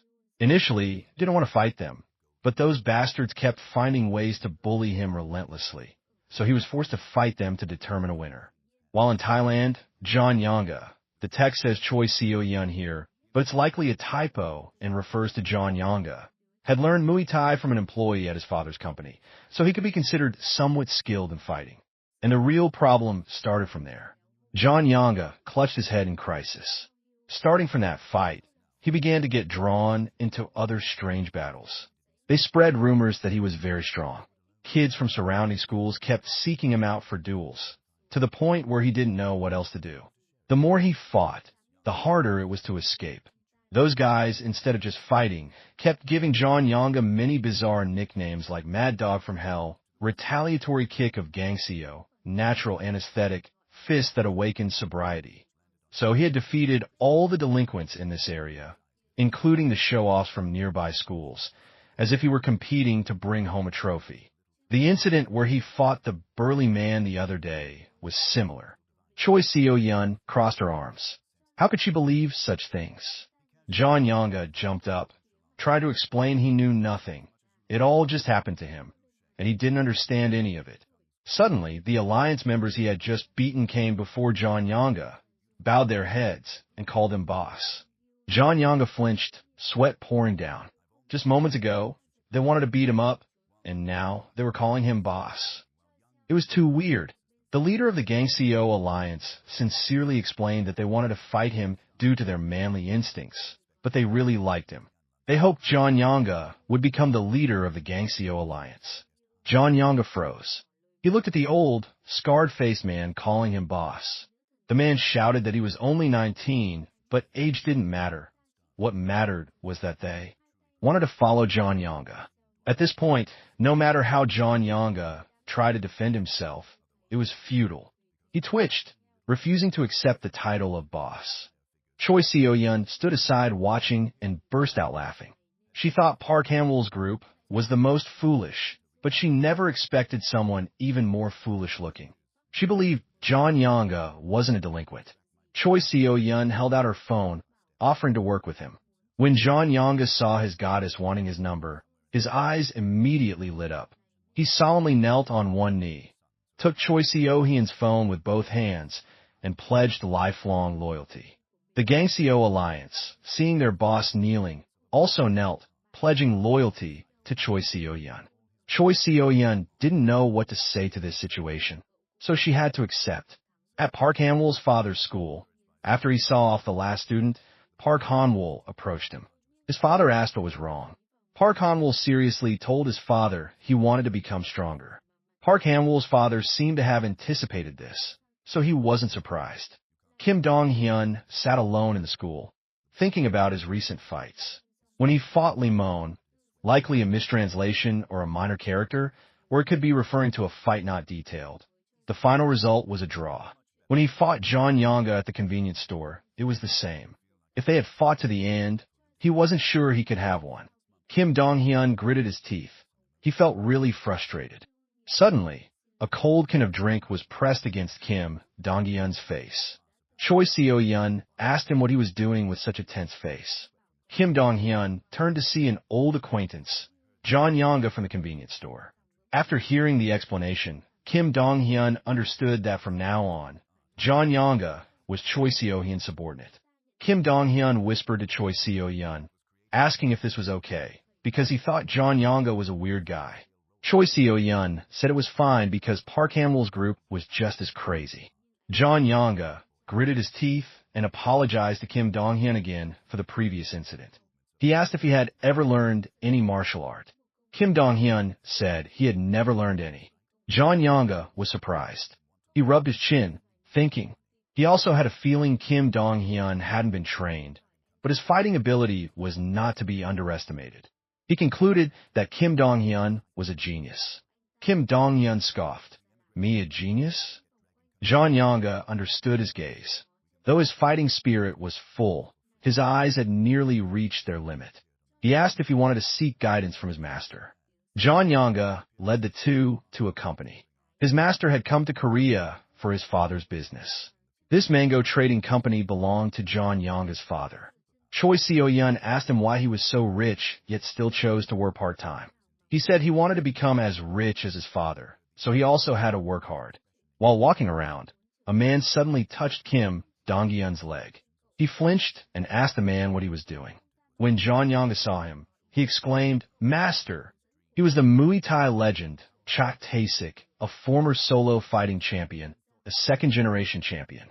After touching Kim Dong-hyun's leg, he was moved to tears, asking Kim Dong-hyun how he could have developed such legs. Cho Tu had also heard that Kim Dong-hyun wanted to become stronger. But just by looking at his legs, he was already fired up. He told him that with willpower and his guidance, he would definitely become overwhelmingly strong. Cho Tu extended his hand and asked Kim Dong-hyun if he wanted to try learning from him once. Kim Dong-hyun was silent for a moment. Then he sincerely bowed his head in respect. Cho Tu was satisfied. Elsewhere, Park Han-wool was also training hard, continuously punching a punching bag. His father stood beside him, patting his shoulder, asking if he still wanted to be stronger, even though he was already strong enough. Park Han-wool remembered the bitter past when he fought Kim Kyo-soo. He truly wanted to become stronger. Park Han-wool's father sighed. He wouldn't stop him. He knew he was grown up, and he believed he had his reasons for making such a resolution. Park Han-wool's father asked him to promise him two things.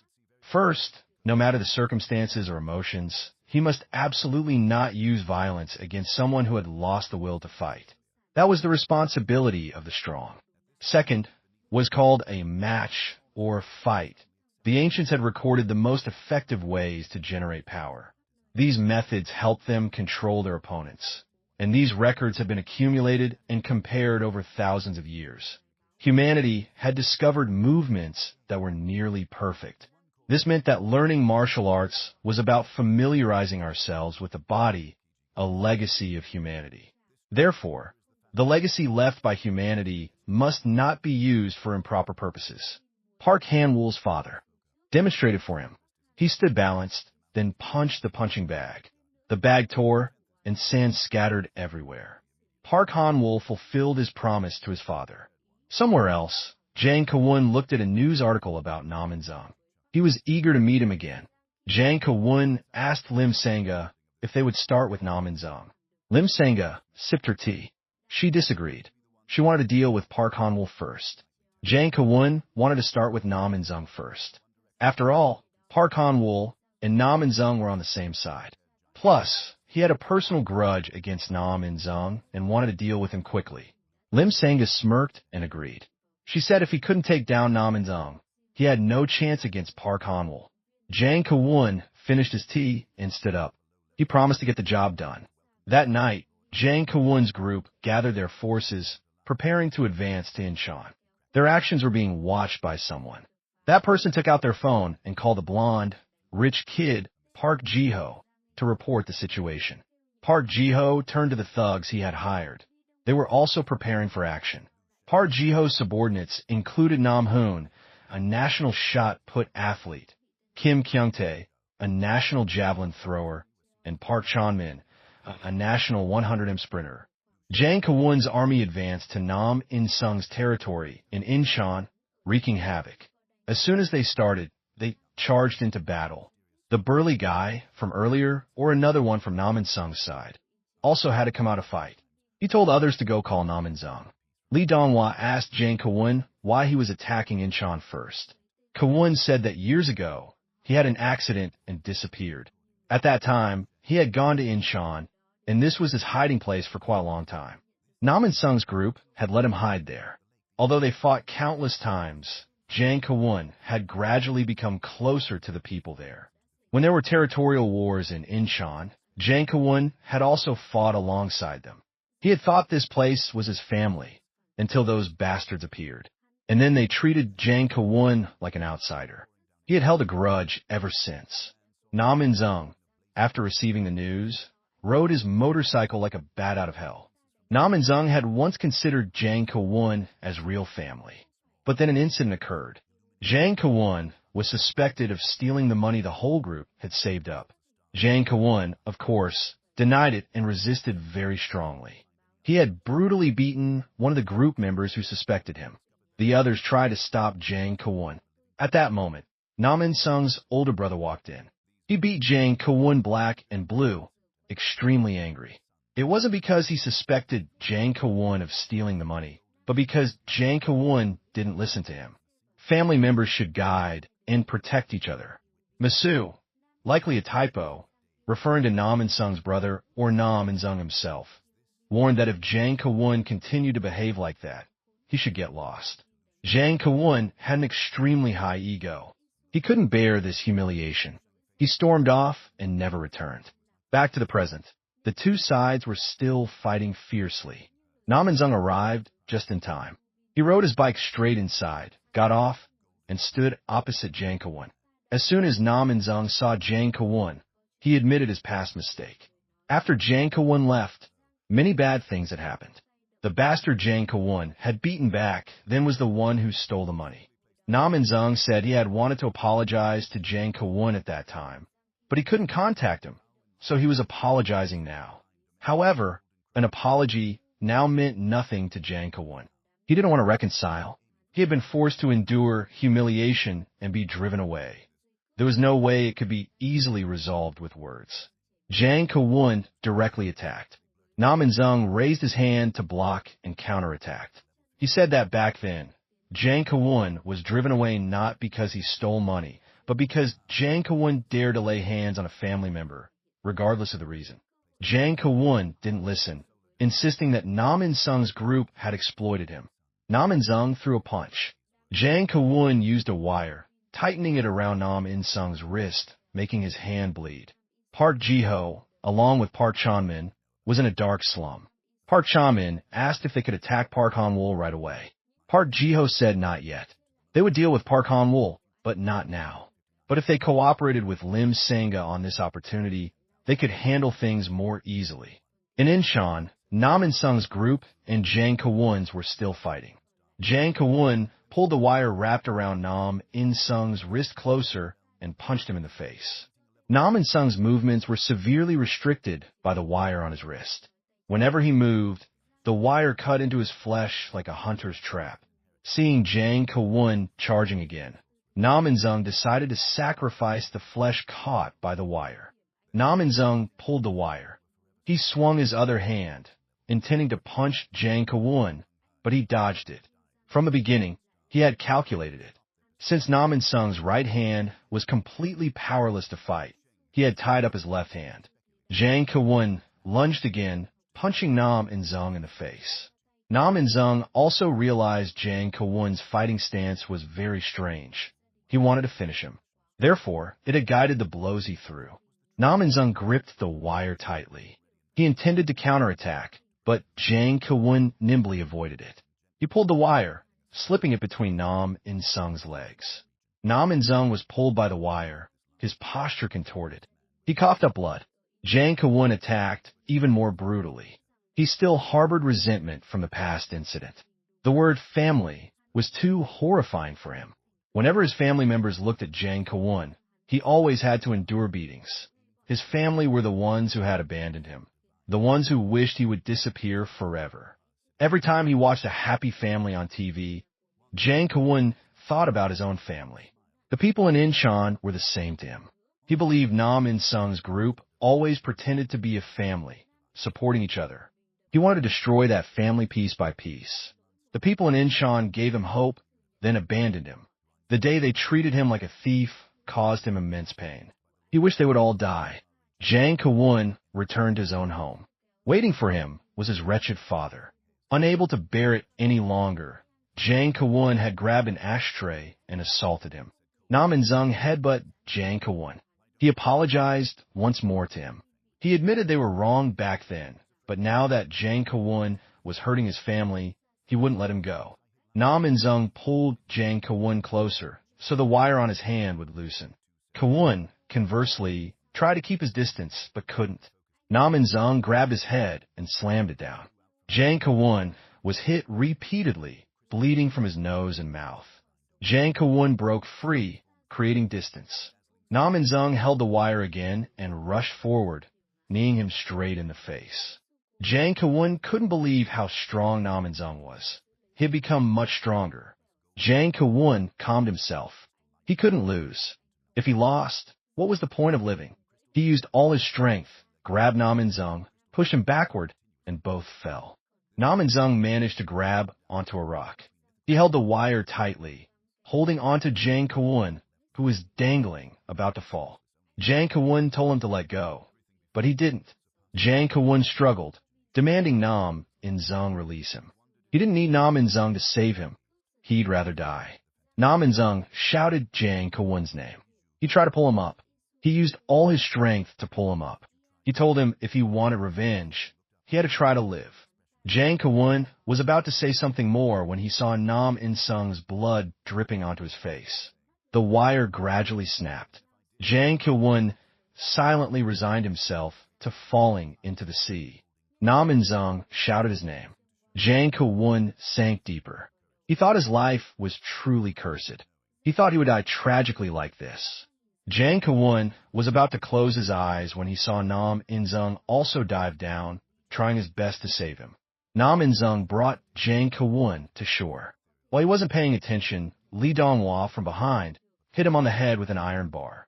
Nam and Zung fell unconscious. Jang Kawun was surprised. He looked behind him and saw Park Ji-ho and Park Chan-min. He turned to Lee Donghua in confusion, asking what he meant. Lee Donghua looked at him coldly. How could he entrust his life to someone like Jang Kawun? His life had to be decided by himself. Jang Kawun felt like he had fallen into an ice pit. He angrily shouted, asking Lee Donghua why he betrayed him. He tried to cling to the hope that Lee Donghua was being threatened, but Lee Donghua shattered his hope. He said he just wanted to make money, so there was no threat. Other people had gathered at this place. Jang Kawun despaired and laughed. He knew Lee Donghua was willing to sell out his own family for such a paltry sum of money.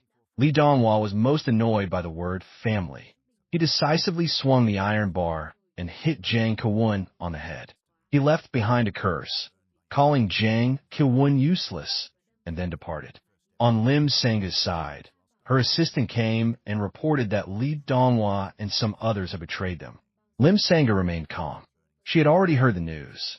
It was because she had been too naive. People in lower positions are more likely to betray and backstab to climb up. Lim Sanga told her assistant to look at the fish tank. She had never fed the fish in this tank, but they still looked very healthy. It was because even though they were the same species, they didn't form alliances or feuds. They ate each other to survive. Humans were the same. Lim Sanga had realized the truth. From now on, to win, there was no need to distinguish between allies and enemies. Whatever you receive, just return it many times over. Park Ji-ho's group returned and held a small party to celebrate their victory.